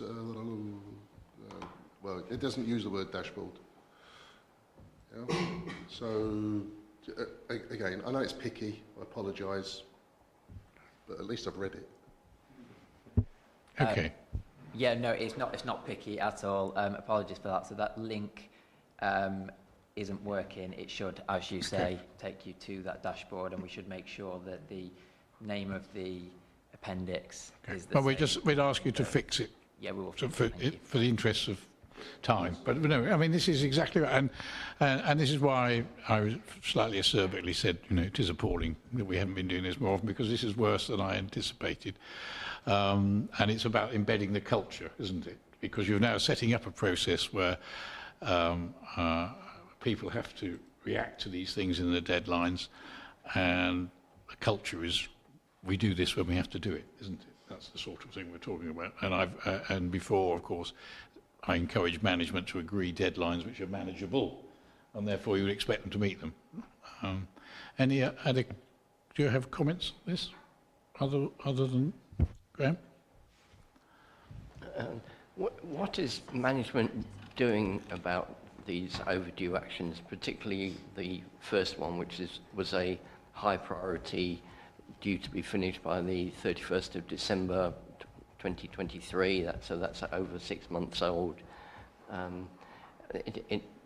It would be reassuring to know that the chief executive had spoken to the relevant person and action was going to be taken within weeks or whatever. Yeah, I know. That's Dan. Before we finish, Dan, did you want to say something on this point now? This is the Sorry, Chair, internal not auditor. Sorry, Chair, not this point, but on this paper, I had some sort of summary observations to make. Okay, well, let's just finish this point then. Wait, Edwina? I love this. I'm everywhere. Did you have clarity? Yes, I just wanted to speak to some of the items. So the first one, which was meant to be completed in December 2023, I believe from recollection. You're frozen. Some of the companies did produce. Can you hear me? No, you froze for a bit. Can you hear me? Could you go back to recollection? Yeah, so apologies.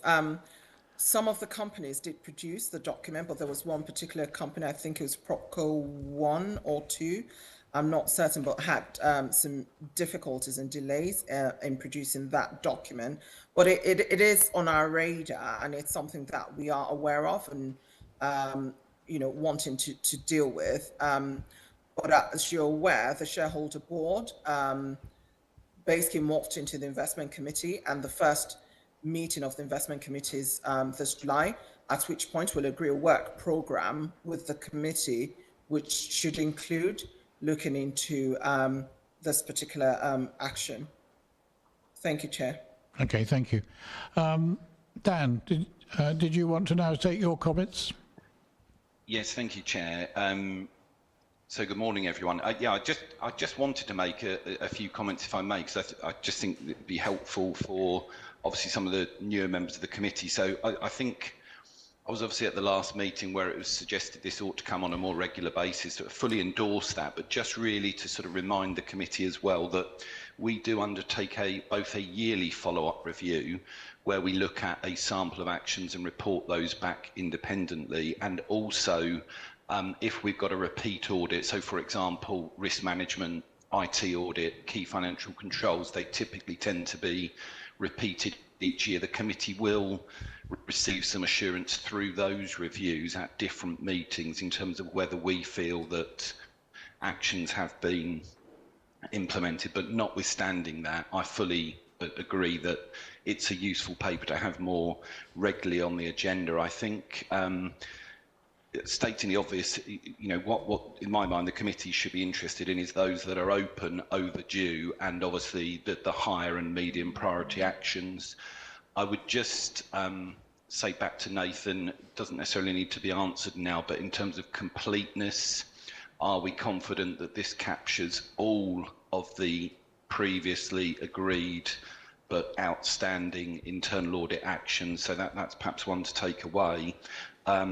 Obviously, you have got other assurance providers, so I would just sort of ask the wider question, if you ever have a report from the Information Commissioner or from external audit or other assurance providers, will you use the same software perhaps to track actions? So again, maybe not one for answering now, but perhaps for officers to think about.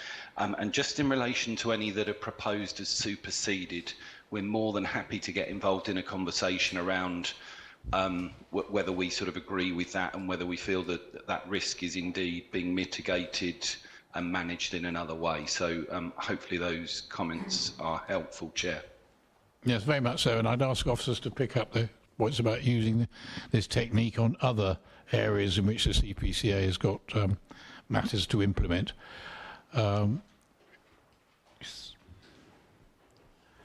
Yeah, I'm just looking at the page 104. Is there a reason why none of the actions have a named owner?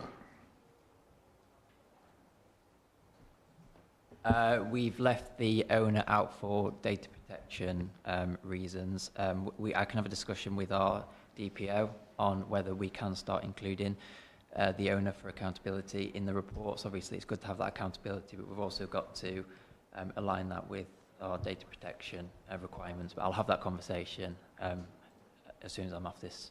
Okay, well, if you could report back in the next report, because on how you're handling this.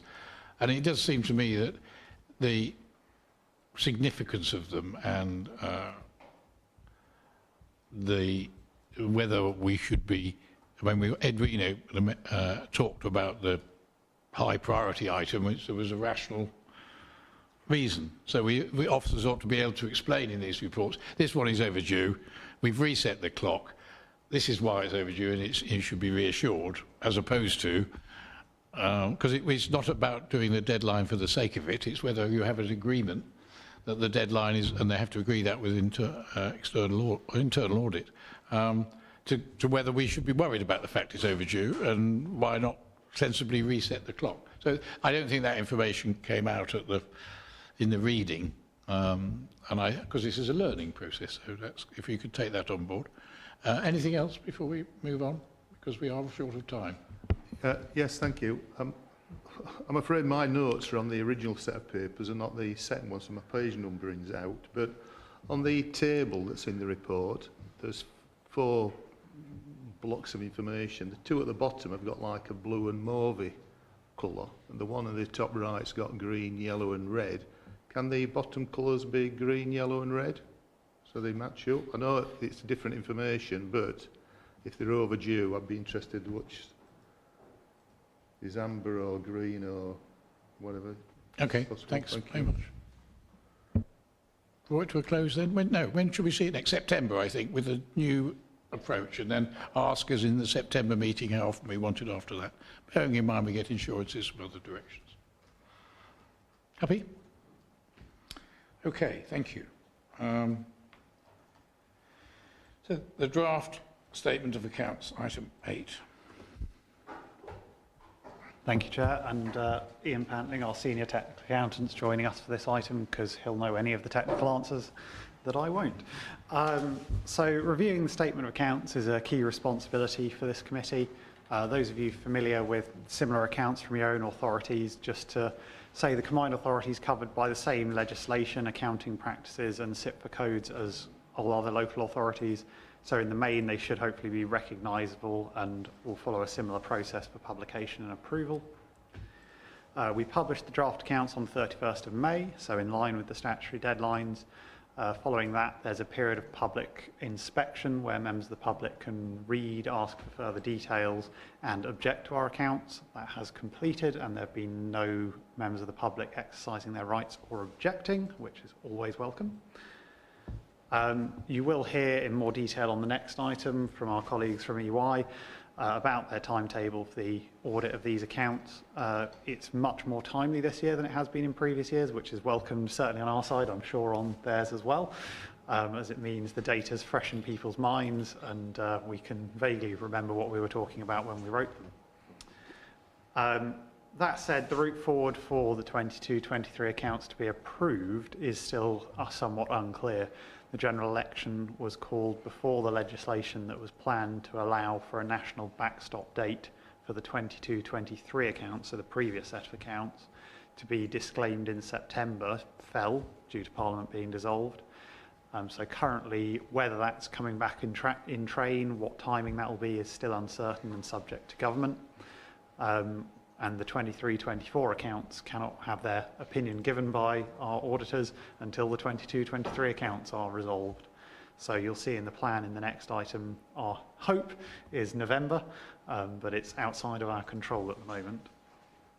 Once that is complete, the final audited accounts will come back to this committee, along with the auditor's report for final review and approval. So presenting the draft accounts at this stage just gives the committee an early sight of the accounts, but today they are just for you to note and make any comments that would be useful. In terms of the content, there was no significant change in the business of the combined authority between 22-23 and 23-24, so the statement of accounts are actually very similar. Despite still being over 100 pages, they are about 10% shorter than they were last year, due to a change in SIPFA guidance that allowed us to only include notes on critical judgments where they're actually relevant to transactions in the accounts, rather than just because as standard they have to go in there. So that was welcome.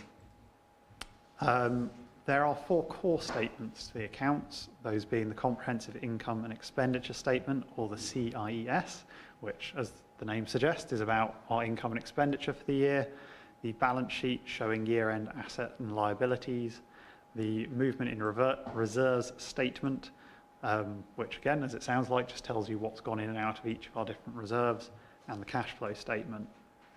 For this meeting, I will just quickly run through the CIES, which is page 122. I hadn't realised there were 2 versions of the agenda pack. This is the one I clicked on today, so hopefully it's up to date.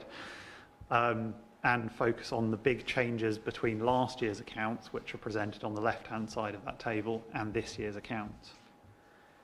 So on page 122, there's a £1.5 million increase in expenditure on the Chief Exec's office. That's mostly due to increases in the communications, engagement and data insight teams in the last year. You'll have seen we've done a lot more work going to UK Reef, organising national bringing together of, I've forgotten the name we use, apologies. Our convening role as a combined authority, bringing together MPs, shadow MPs and key stakeholders to influence government. Alongside that, the improvement plan costs sit within the Chief Exec's office, and they were about 300,000 higher in 23-24 than in the year before. Not quite so obvious because only the net figure might be noticed, but on the Greater South East Net Zero Hub, income and expenditure were both about 50 million in the prior year, and this dropped to about 23 in the 23-24. This is almost entirely due to the capital retrofit programme, so fitting solar panels, improved insulation, etc., to about 40% of the UK population. The Net Zero Hub covers a much greater area than just Cambridgeshire and Peterborough. And that's because the existing programmes of those finished either at the start of the year or halfway through the year, and the new programme called Hug 2 only started towards the end of the year. So big drop in delivery, but somewhat expected due to the timeline of the projects. Economy and growth, broadly similar. £2.7 million of additional specific grant came in this year, so the net expenditure that's funded from corporate reserves dropped, but no huge change there. Where there was a significantly bigger shift is place and connectivity, where gross spend's gone from about 60 million to 100 million. This is definitely welcome. It's a positive movement towards greater delivery that the Combined Authority's been aiming for in its whole lifetime. And certainly we're hoping to see that behaviour continue in our 24-25 accounts. As I'll be reporting to the CA board next week, the budget for place and connectivity this current year is almost 50% higher than it was last year. So that big step up is to be welcomed, and hopefully I'll be saying the same thing to you in 12 months' time. The one other very large shift in there that's probably worth highlighting is further down below what we'd call the line, which is financing and investment income and expenditure. In the prior year, this was a very, very large loss, and in this year, substantially smaller. That was due in 22-23's accounts. We recognised the loss on the 2 buildings in the University of Peterborough. So the Combined Authority put significant capital funds in to build the main building of the University of Peterborough and the research and development site that sits next to it. Both of those during construction are valued at cost, what you've spent to build them.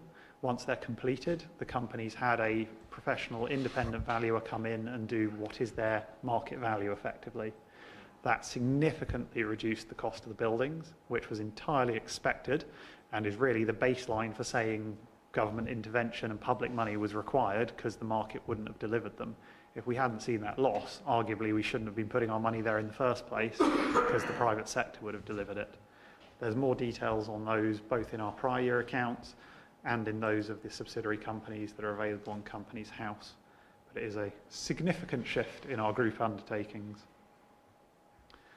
There are some other changes both in pension funds and taxation and non-specific grant income, but they're more around accounting rather than actual change in the business of the Combined Authority. If there are questions on that or any of the other statements, myself and the technical accountant are here and can provide more detailed written answers if required. And then finally, looking at the non-financial element of the statements.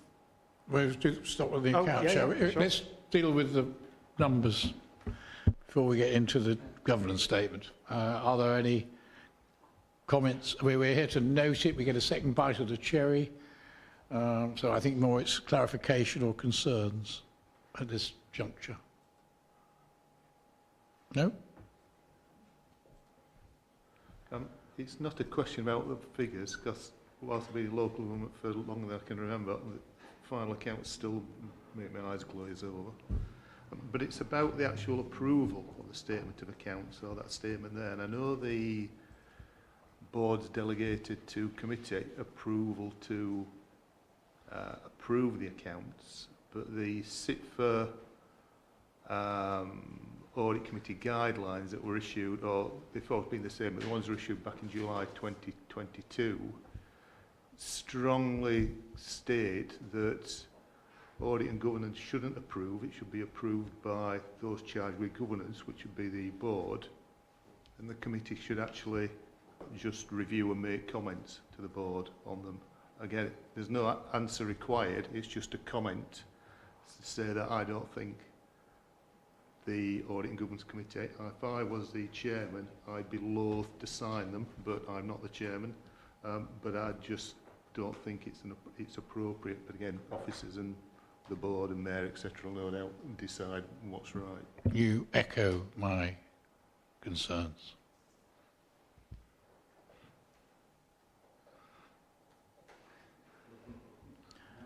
No. 7th time's the charm. Just to say, if the committee wish to make that recommendation to the CA board in terms of the change to their terms of reference, I assume they are welcome to, and I'm seeing a nod from the monitoring officer. If they'd like to request that to the CA board, they may, but the CA board ultimately sets the constitution and the terms of reference of this committee. Okay. So it's not for me to change. Well, then when it comes to us for the second part of the chair, if we could have a view from the officers, bearing in mind that comment. I've always uneasy myself that a non-executive committee approves anything. But that's well stated in my record. Okay, so now that's the numbers side of it. Can we now talk about the annual governance statement, please? Absolutely. So yes, the non-financial element of these statements is indeed the annual governance statement. It starts on page 185 for those following along. And it provides a summary of the authority's governance and control environment, including significant occurrences, actions, risks, and in-year reviews, as well as a forward look at what will be done in the current financial year, so 24-25, to address any identified issues. We've prepared it in line with SIPFA's good governance guidance, and Nick Bell, our previous Section 73, and the person who was in post for the time of these accounts, was kind enough to draft this ahead of his retirement. Following that, of course, it has been reviewed and updated by both the interim monitoring officer and myself as the acting Section 73 officer when the draft accounts were published. Given the committee's role in the areas covered, hopefully nothing in the annual governance statement should come as a surprise, as it should be an articulation of a lot of the work and things that have come before this committee throughout the year. The key elements in there are the outline of our governance framework in place in 23-24, the best value notice and the improvement plan that's been in place to address the concerns raised in that, key findings from the head of internal audit opinion, and a conclusion on the code of conduct investigation in 23-24. The committee are only asked to note the draft annual governance statement at this point. However, following audit, the committee will be asked to agree it before it actually being signed and adopted by the Chief Exec and the Mayor. As such, if any notes or comments are coming forward from the committee, they'll be very much appreciated and reflected. Thank you, Rob. Comments? You had something from earlier? Yes, thank you. Obviously, my document's different than yours, so the number would be on page 186, I think it is, which talks about, most probably the first page, scope and responsibilities. The fifth sentence, paragraph down, government arrangements comply with the principles of local code of governance. Again, I presume the combined authority has a local code, and does that get presented to the audit committee for review? And if not, why not?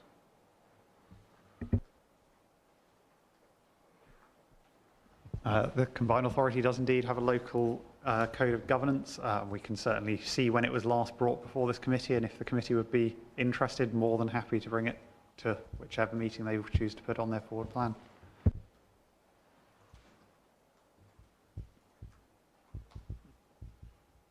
Would we like to see it?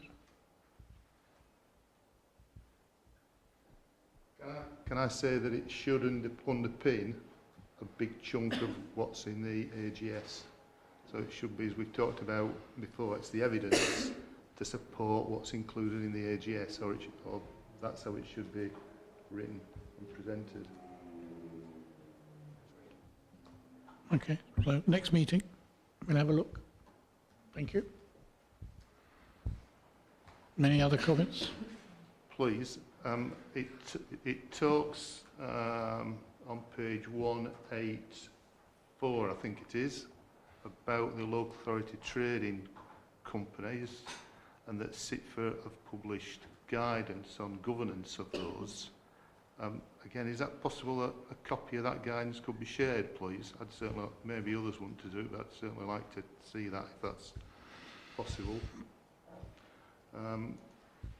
And then also, if I may, Chair, on page arithmetic 196, which talks about financial management, the combined authority is required to adhere to the SIT for Financial Management Code, and I recall that when that guidance, the SIT for guidance was issued, it was suggested a report be presented to the committee explaining how the requirements of the code were being met. And again, I've tried to look back through modern.gov to find past meetings, agendas, to see if that's been presented, but has it been, and do we, I suppose, meet that in full?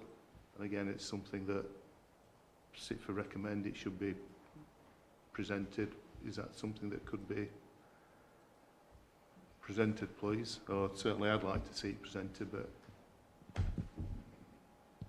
Yes, absolutely. So the findings of the review are usually incorporated in the AGS, but we can bring it as a standalone review and report to the committee.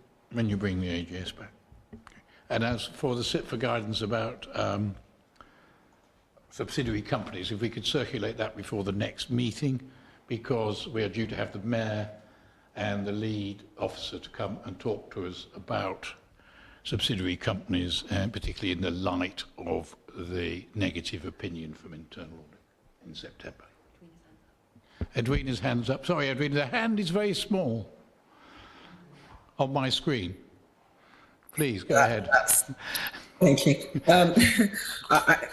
What I was going to say, I think you've just said it, that we can circulate before the meeting the guidance, and we can also circulate the CPC Local Code of Corporate Governance. It's on the website. We'll make sure that you have it before the next meeting. Have we finished? Sorry, No, can I, another one. Please, can I just make one final comment? That I've read lots of annual governance statements and written many. I think this is a really well written and presented document. So that's my final comment.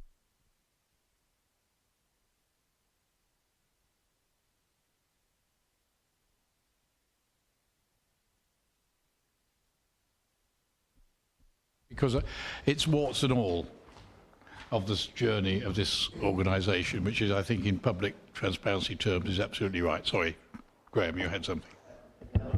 Entirely. I think it's an excellent report.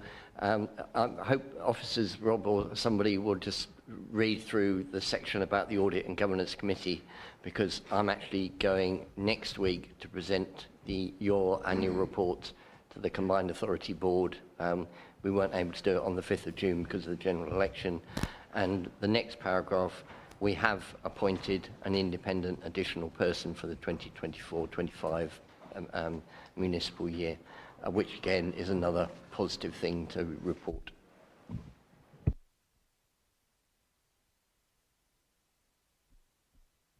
So, yes, if you could look for things like timing and things that have happened as opposed to will happen.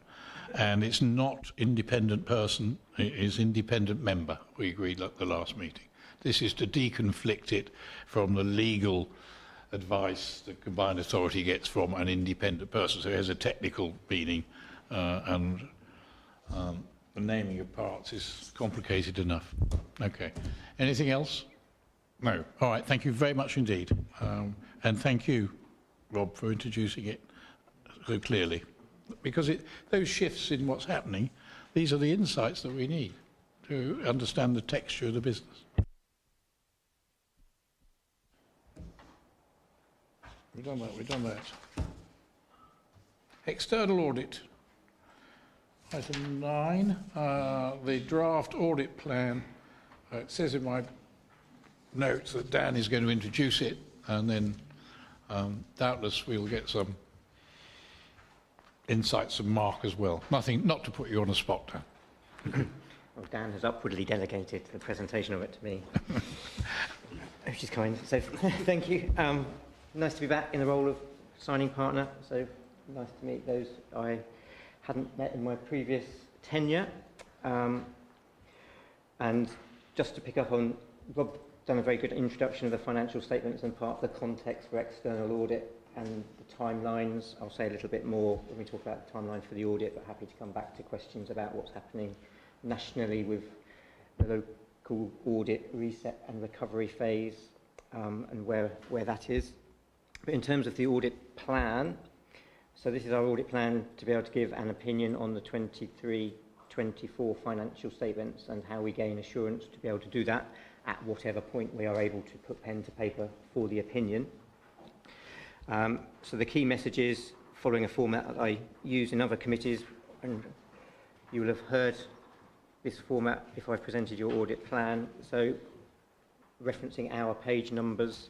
So page 9 sets out the materiality level that we're going to be working to for this audit, set at 1.7 million and 1.6 million for the group and the combined authority single entity respectively, with a performance materiality level set at 50%, which is the lower end of our range.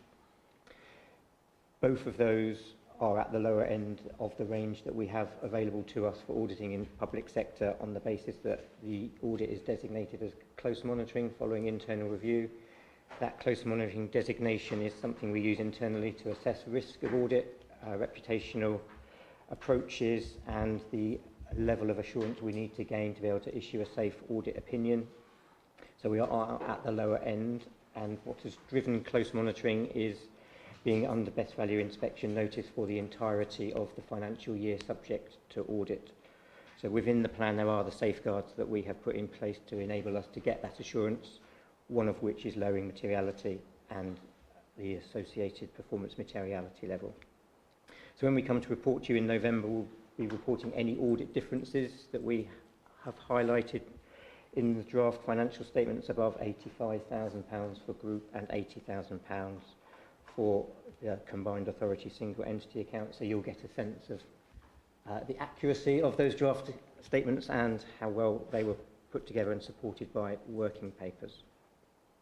In terms of audit risks, as a committee, I think reassuring to you that it is a broadly stable position from prior year audits. I think that links to what Rob said about no new business streams or transactions for the combined authority, so a relatively stable risk profile.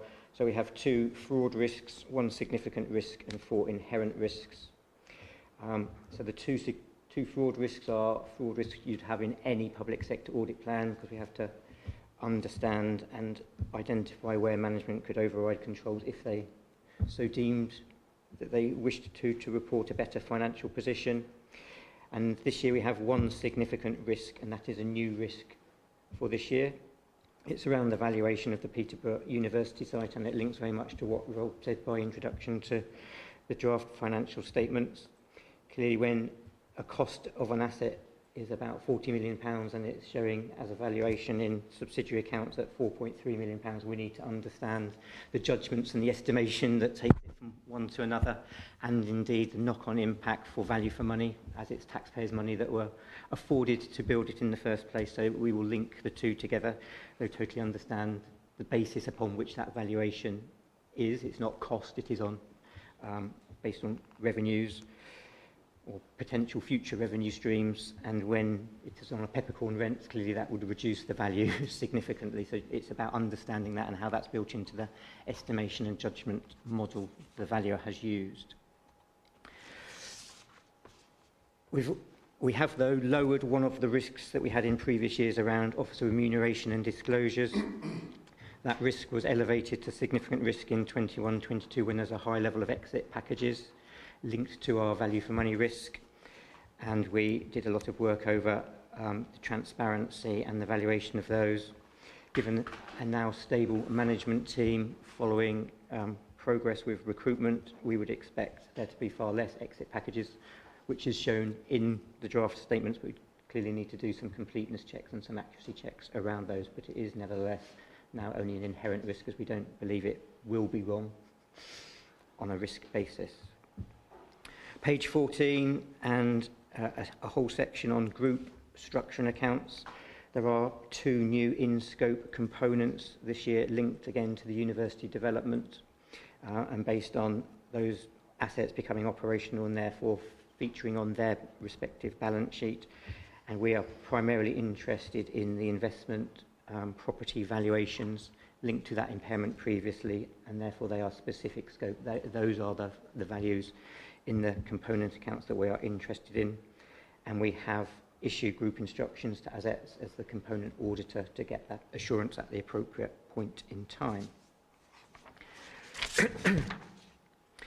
In terms of value for money, as it's key to you as a committee, at the moment we've identified 2 areas where we would like to do some work to assess whether there is a risk of weakness in arrangements, and they are linked to the significant areas that were in the interim value for money report that Janet issued for 22-23, and clearly hearing the dialogue today and seeing the journey and understanding whether those areas of governance and risk have been removed or controls put in place to reduce that risk is key part of our outcome and our reporting come the end of 23-24. So in terms of timeline, the draft accounts, as Rob said, all published on time, which is clearly really good, and the inspection period held. So we come on site next week to start the audit for a period of 8 weeks, and then would be bringing our audit results report to you, to your 8th of November committee. As it currently stands, the legislation hasn't been passed to enable prior year audits to be concluded, and the signing of the 23-24 opinion, as Rob said, is precluded upon doing it in a sequential order. But our ambition is to do the audit in the window we've agreed with officers, issue our audit results report and present it to you, and then be in a holding pattern until a point in time when we can put pen to paper. Last point on audit fee, I think you'll see it's a significant increase. 23-24, as a reminder, is the first year of a new contract with public sector audit appointments. As part of the procurement exercise, broadly all fees nationally increased by 150% to reflect the additional regulatory burden on all auditors and the higher cost of performing an audit that is compliant with international standards. So that is kind of built into there. But that fee does exclude close monitoring designation. I know Rob put a note in his introductory paper for the previous item. So I think for me they're the high-level messages from our plan, and happy to take questions. Thank you, Mark. Clear as ever about the process, what's going to be looked at, and the risks and the price. Any comments?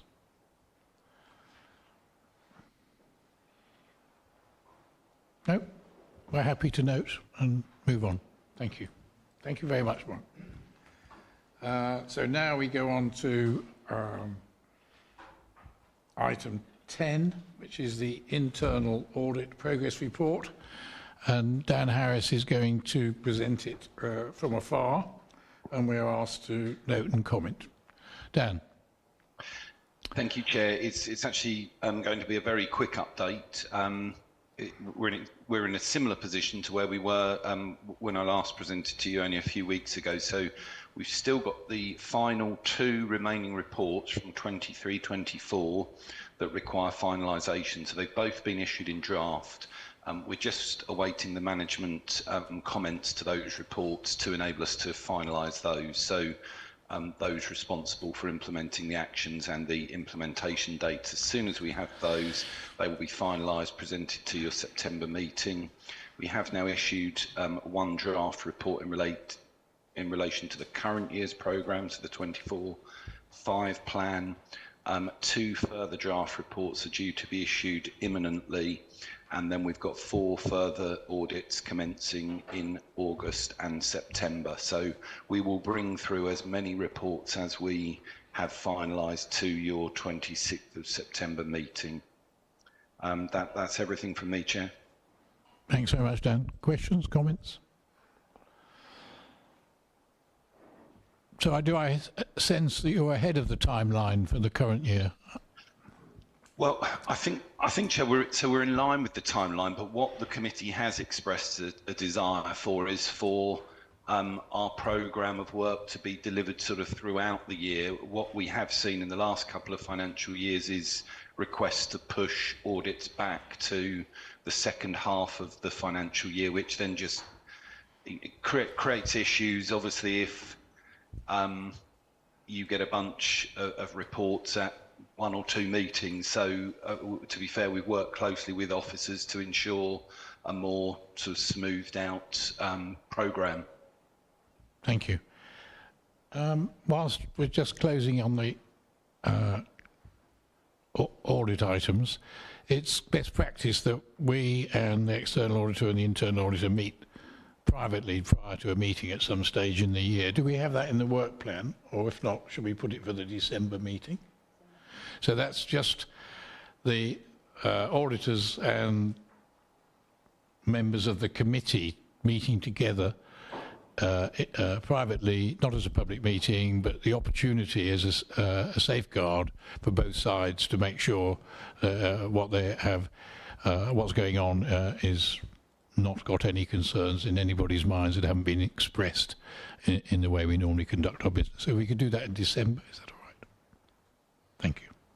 So thank you very much, Dan. Now we go to, I mustn't declare a hand on my favourite topic, but this is not my favourite topic, is the Treasury Management Outturn and Ian Pantling. I think you're going to present it. Yes, I am, yeah. I'll try and be brief. So, the Treasury Management Outturn Report. This report forms 1/3 of the annual cycle of Treasury-related reports the committee receives, alongside the mid-year review, which is scheduled for November, and the Treasury Management Strategies for the following year, which is scheduled for December.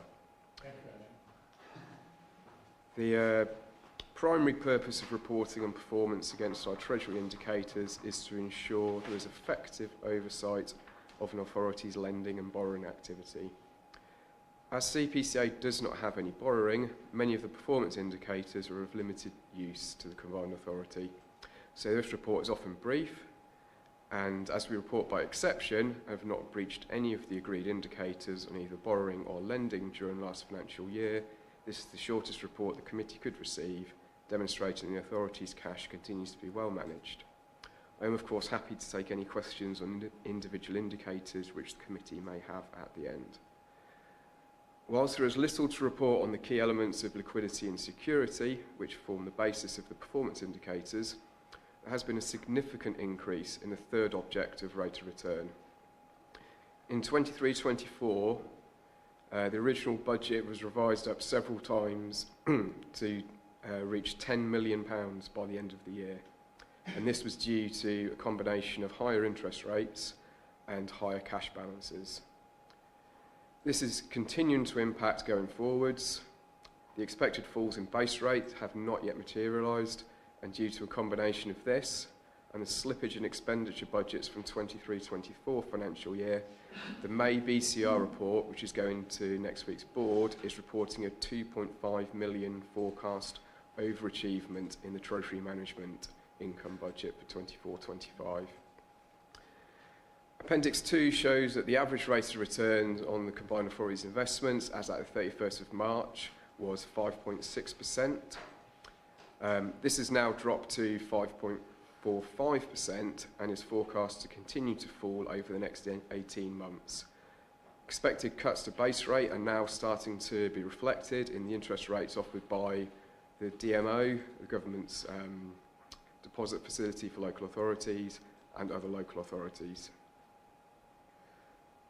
Benchmarking data against other local authorities shows the CPCA has been achieving higher than average returns, and this is by being able to invest a higher proportion of funds for longer with counterparties with a higher, and that is worse, average credit rating.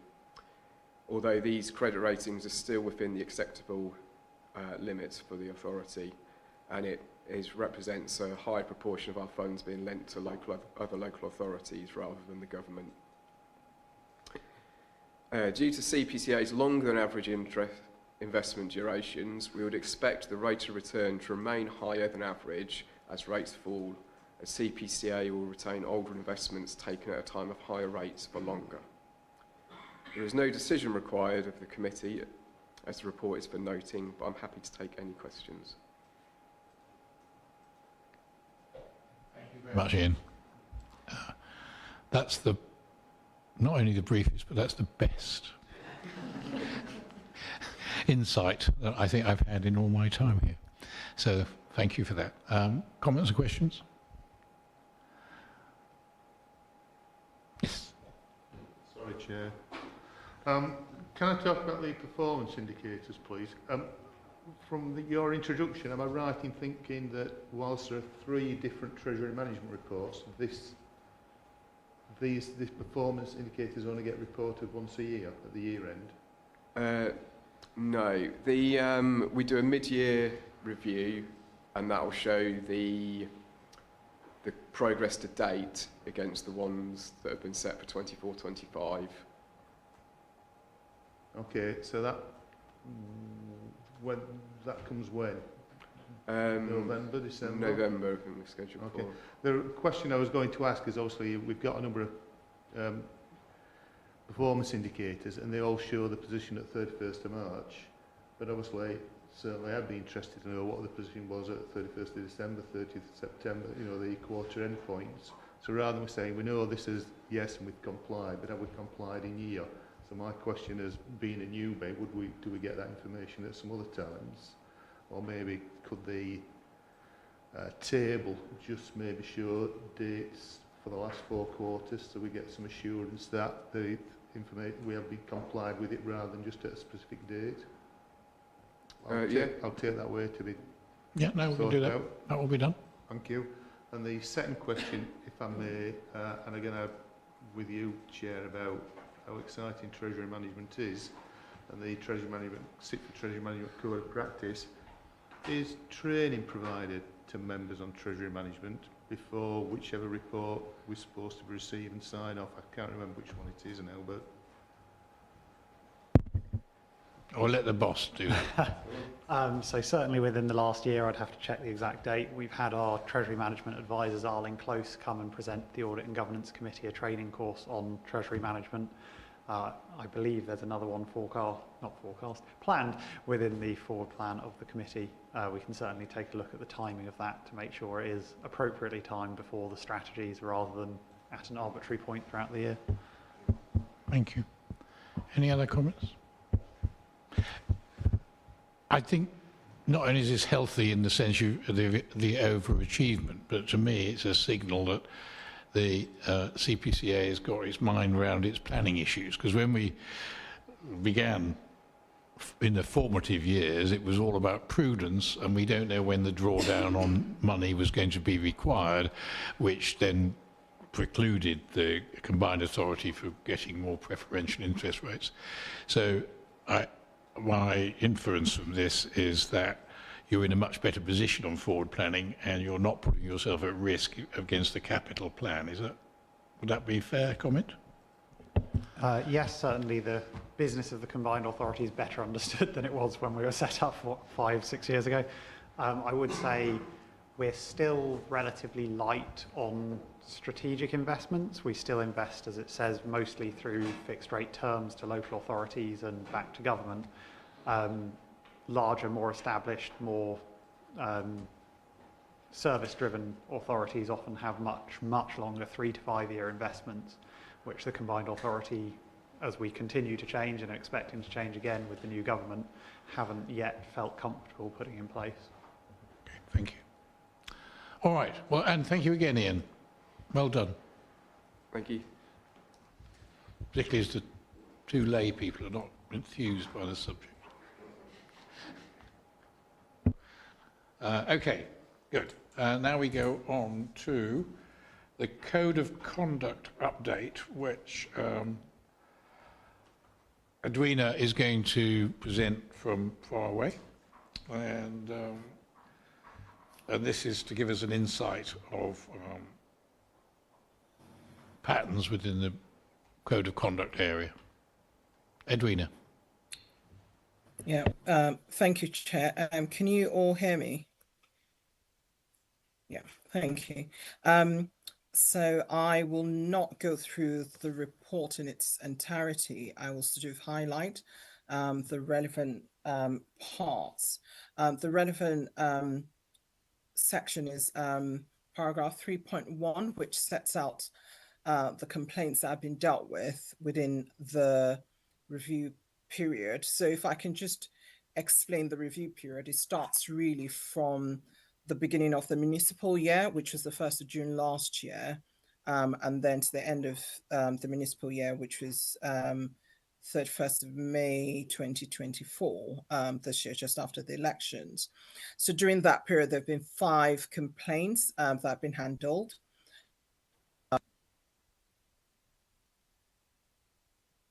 One of them was sort of a legacy complaint from the previous municipal year, and that has been completed. Edwina, and I have set out Edwina, additional. Yeah. We lost you Yes. a while Yeah, back. can you hear me? Can you go back a little bit to when you talked about we had the 5 complaints, because you're breaking up. Oh, apologies.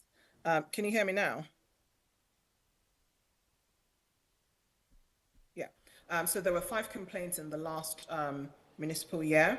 The 5th one, well, one of the 5 was a legacy complaint from the previous municipal year. That has been completed and dealt with.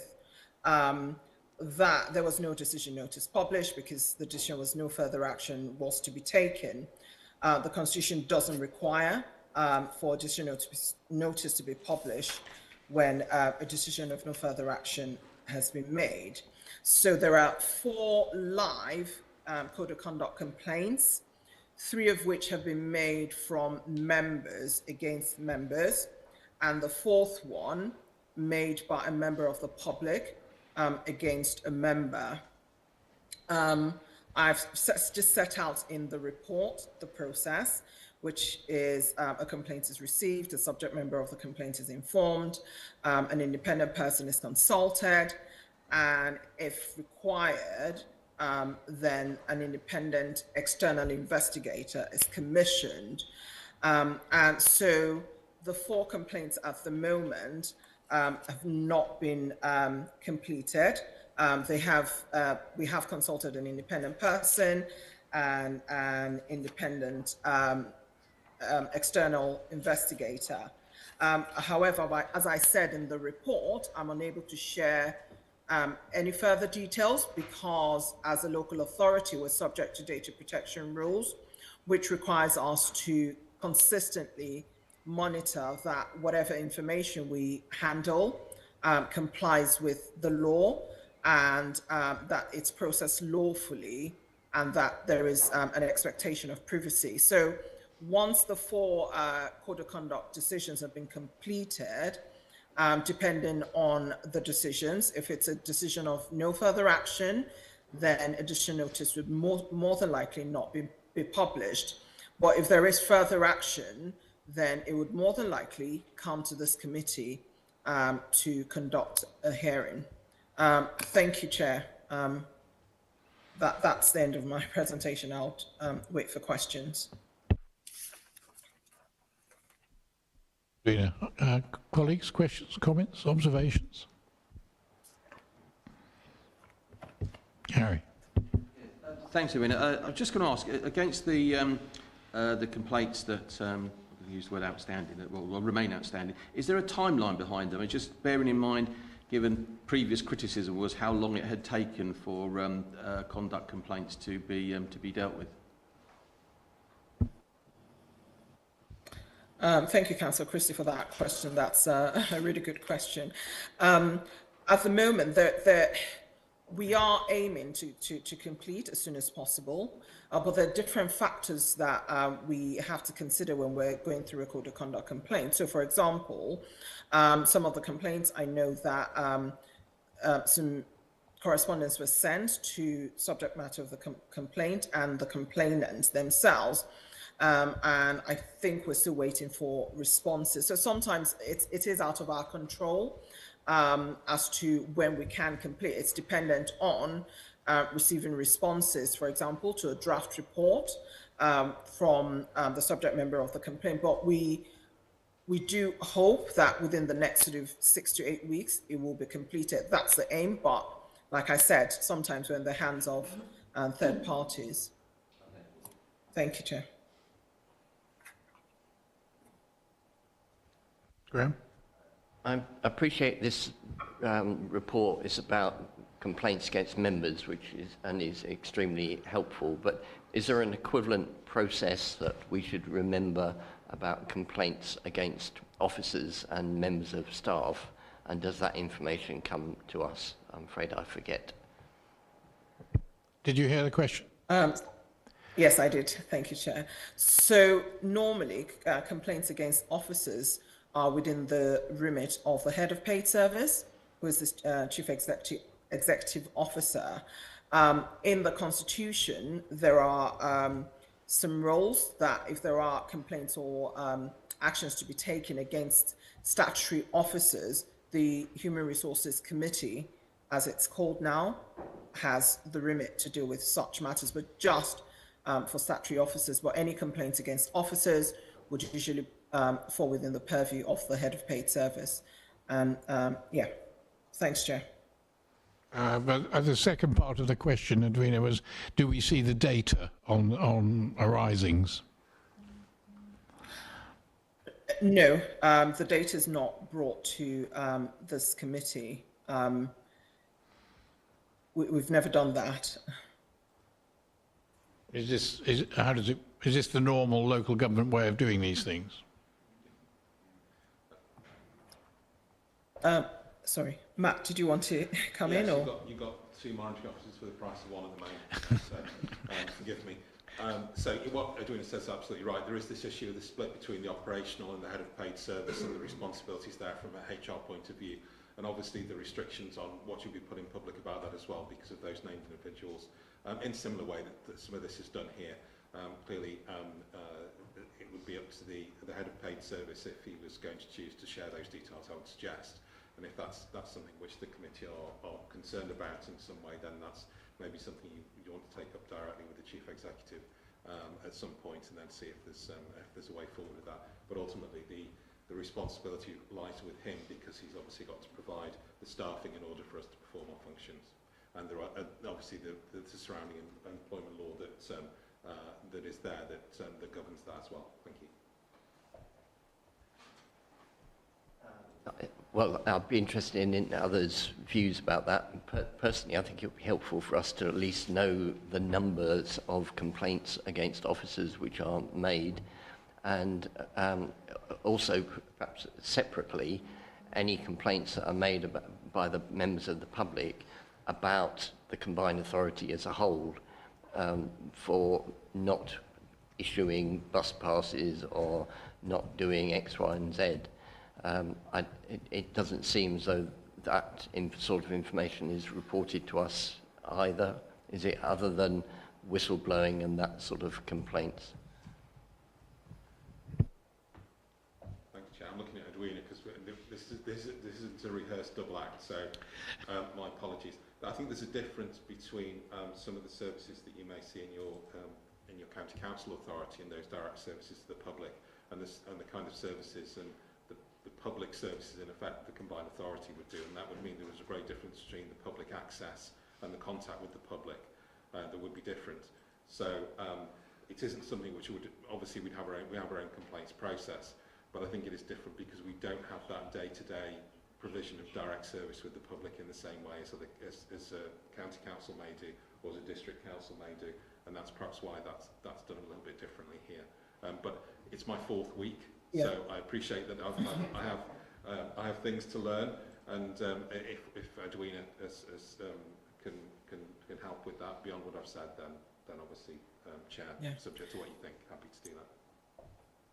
Yeah, Chair, can I just add? Yes, please do. Yeah, thank you, Matthew. That's correct. We do have very few complaints come in on issues to do with dealing with members of the public, because the combined authority rarely deals with members of the public. I think there has been one or two complaints to the local government ombudsman, and they went upheld. As far as I can recall, I'll double check that. So that's why we haven't been bringing the report. But if that's something the committee wants to see, then that's something that Matt and I can discuss, and perhaps we can bring that data to you. But as I've since I've been in the local in this combined authority, I can't think of high figures, but it is something that Matthew and I can talk about. And if that's what the committee wants, then we can start to provide that data to the committee. Do colleagues have views on this? Because we need to get the balance right of what we ask for. Can I ask either of you then, if there are complaints from members of the public that end up with the Ombudsman, well, even if they don't, which member forum receives information on that?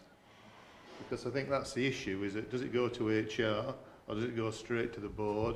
Because it needs to be reported, even if it only comes to us for information, because the issue is it's about a learning process.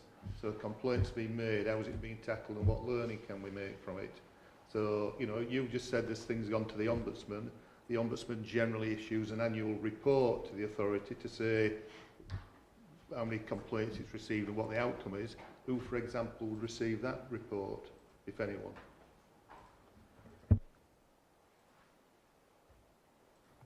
Chair, are you happy for me? Sorry, Matt. Apologies with this. This is why I stayed home, so not to confuse the committee. We'll do our best not to confuse the committee. So, with regard to the yearly report from the Ombudsman, it usually goes to the CEO. And whilst we're at this meeting, the one for last year just came in, but I haven't had a look at it properly. But like I said, from recollection, I think there were about 2 complaints which went upheld. I think one, they refused to even deal with it, and the other one, it wasn't upheld. I'll just go back and check the records. But yes, the CEO would receive the reports normally. Well, he's away on holiday, but we have got copies of the last year's data. Okay, I mean, this is stuff that needs some thought. Chris? Yeah, thanks, Chair. To me, I suppose what I wanted to ask about is understanding the role of this group, which is about the how and not the what, as in the what is the detail of those particular complaints in there. For me, I think some of the points that David's raised there is how can we be assured that complaints of any nature are being dealt with in a timely manner. And I think when we were discussing this matter before, we were saying we need to understand, going back to the comment I made, making sure that they are dealt with in a timely matter, which was the criticism before. How can we be assured that these things aren't just being left to go on? So it's not the what is in the detail, it's the how do we know that this is being addressed in the right place, etc. What is the reason we get whistleblowing data? And is there a statutory issue here and a taste issue? Or, I mean, why is it when we get our annual report, we get a number of whistleblowing and other complaints which we get reported to us each year, and then there's others that we don't? I mean, is this just the way it is, or is there a philosophy behind it?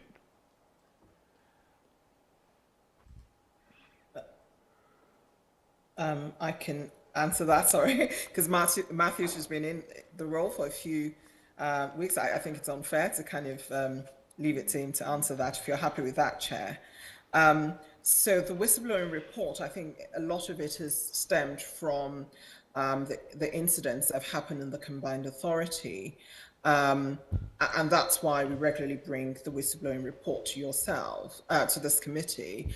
I think sometimes it is difficult as a monitoring officer, well, myself as a monitoring officer, to kind of balance how much information is brought to the committee, so we're not sort of overwhelming you with information, but we are open to receiving, guidance from the committee. If the committee wants to see the information on complaints, then we can look into that. But I suppose the CEO will have to make a decision with regards to complaints against officers, because as Matt has said, and I concur, that there are data protection issues there. But generally, public complaints, we can bring that information. And I've just had a look at the email that came in from the Ombudsman today. There have been 2 complaints, and like I said, one was shut down because it was a premature complaint, and the other was closed down after the initial assessment.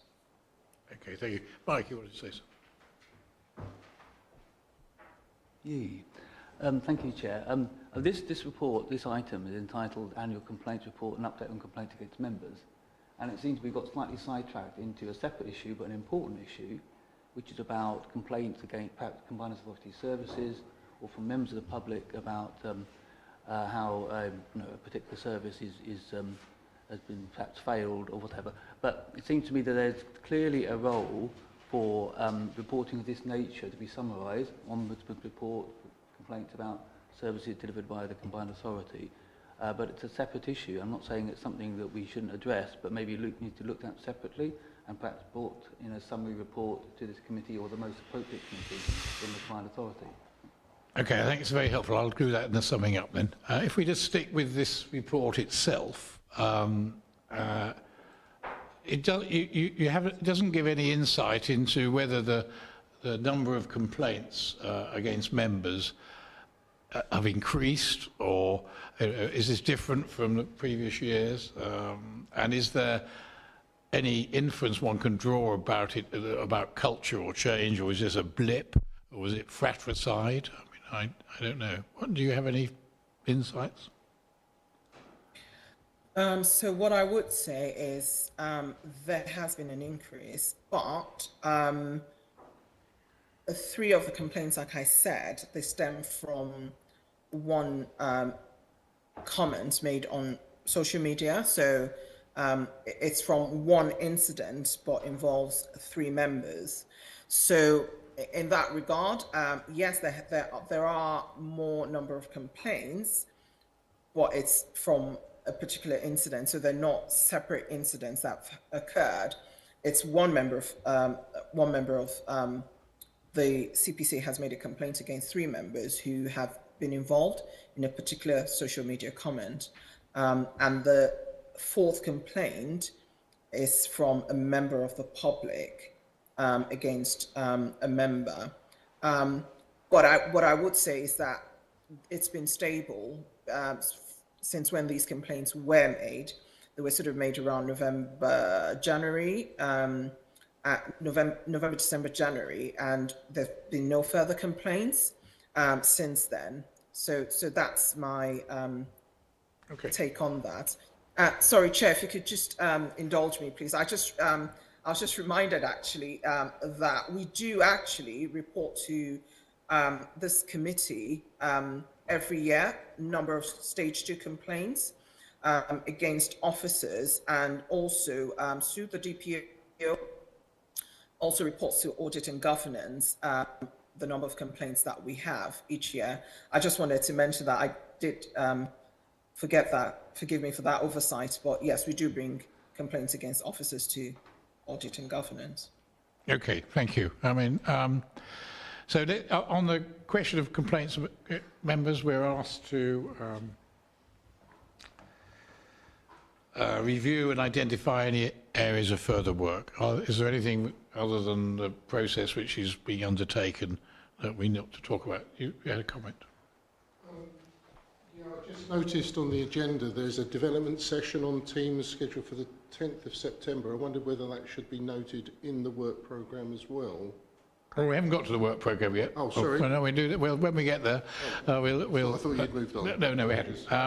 I was just trying to box in. I know you're keen to get onto it, and to box in the 2 issues. We've got the paper which is about complaints to members, which we're asked to identify any areas of further work. I don't sense that from the discussion. We have that separate debate which was prompted by this about the officer side of the equation, and I did have this recollection, and we did get some data. Perhaps not, let's crowd September, but if we could just have maybe December, just a little update of the information that we get in regard to that, because this is about the understanding how the organisation handles issues. We have no interest whatsoever in what they are, but it's an indicator on health. I mean, I think when we got into the situation we're in at that stage, for instance, there were 30% vacancies and there's so much turbulence. So I think there's a wider thought about what are the metrics that the CPCA uses to satisfy itself that there's nothing they need to correct. So could you do a bit of thinking but December or January, I don't think it's time critical, okay? Because I'm sure we've already asked for 1,000 things for September, haven't we? Okay, all right. So thank you very much, Edwina, and thank you, colleagues. And we can go on to the last item, which is the work programme, and we had one early comment. Do we not have the development session at the... They are at the very end. At the very end, at the bottom of the page. The development sessions. Yes, there they are. They're all at the bottom of the page. On page 299. The development sessions. Oh, okay. Okay, so that was one question in people's minds. Has anybody got any other? I mean, it's about emissions, or is there stuff we could take out even? Because there is a danger we just keep packing the agenda and keep the officers from never getting home. No? All right then. No, it's prompted David. Sorry, well, obviously, we've talked about code of governance, financial management code training, financial management code, treasury management, which again are three things which have been added into it. One of the things I'd like to see, if possible, is actually on the work programme. Can it be extended so it does 12 calendar months rather than the municipal year? Because obviously we've had June, and I'm not particularly bothered what was on the work programme in June, and I'm not bothered what's on July. I want to know what we're going to be looking at in 12 months' time. You mean a rolling programme? A rolling programme. Yeah, a rolling 12 months. Can we do that? Is that what you mean? It is, yeah, because then you, Chair, will be able to say, well, that agenda is particularly full. Can we move something round? Or... Yeah, no, okay, good. Yes, because the world doesn't stop on the 31st of May, does it? Okay, anything else? I think you requested a private meeting in December, but it's noted as the 26th of September. Are you wanting two? Oh, do we not have a... Oh, is it? We've already got it. No, we don't want two. Oh, I see. We've already got it. Oh. Sorry, I asked, we got it, and I hadn't got to the bottom of the page after. Well, stop. So we'll stick with what's in the work programme. Well done. That saved us two. So that does mean for the next meeting we need to be here earlier. Can we? Before. Yeah. So we need to be at 15 minutes before start, because 15 minutes is normally enough. Right, sorry, Gary, I stopped you. I was just looking at the work programme for September. Did we say we were going to do the deep dive on cyber security on September? Because it's not. That's what it's due for. Okay, it didn't have it on the. It hasn't got it on the work programme there. Okay, that's right. Yeah. Can we just check we got it in the right place? Yeah. I thought it did say September.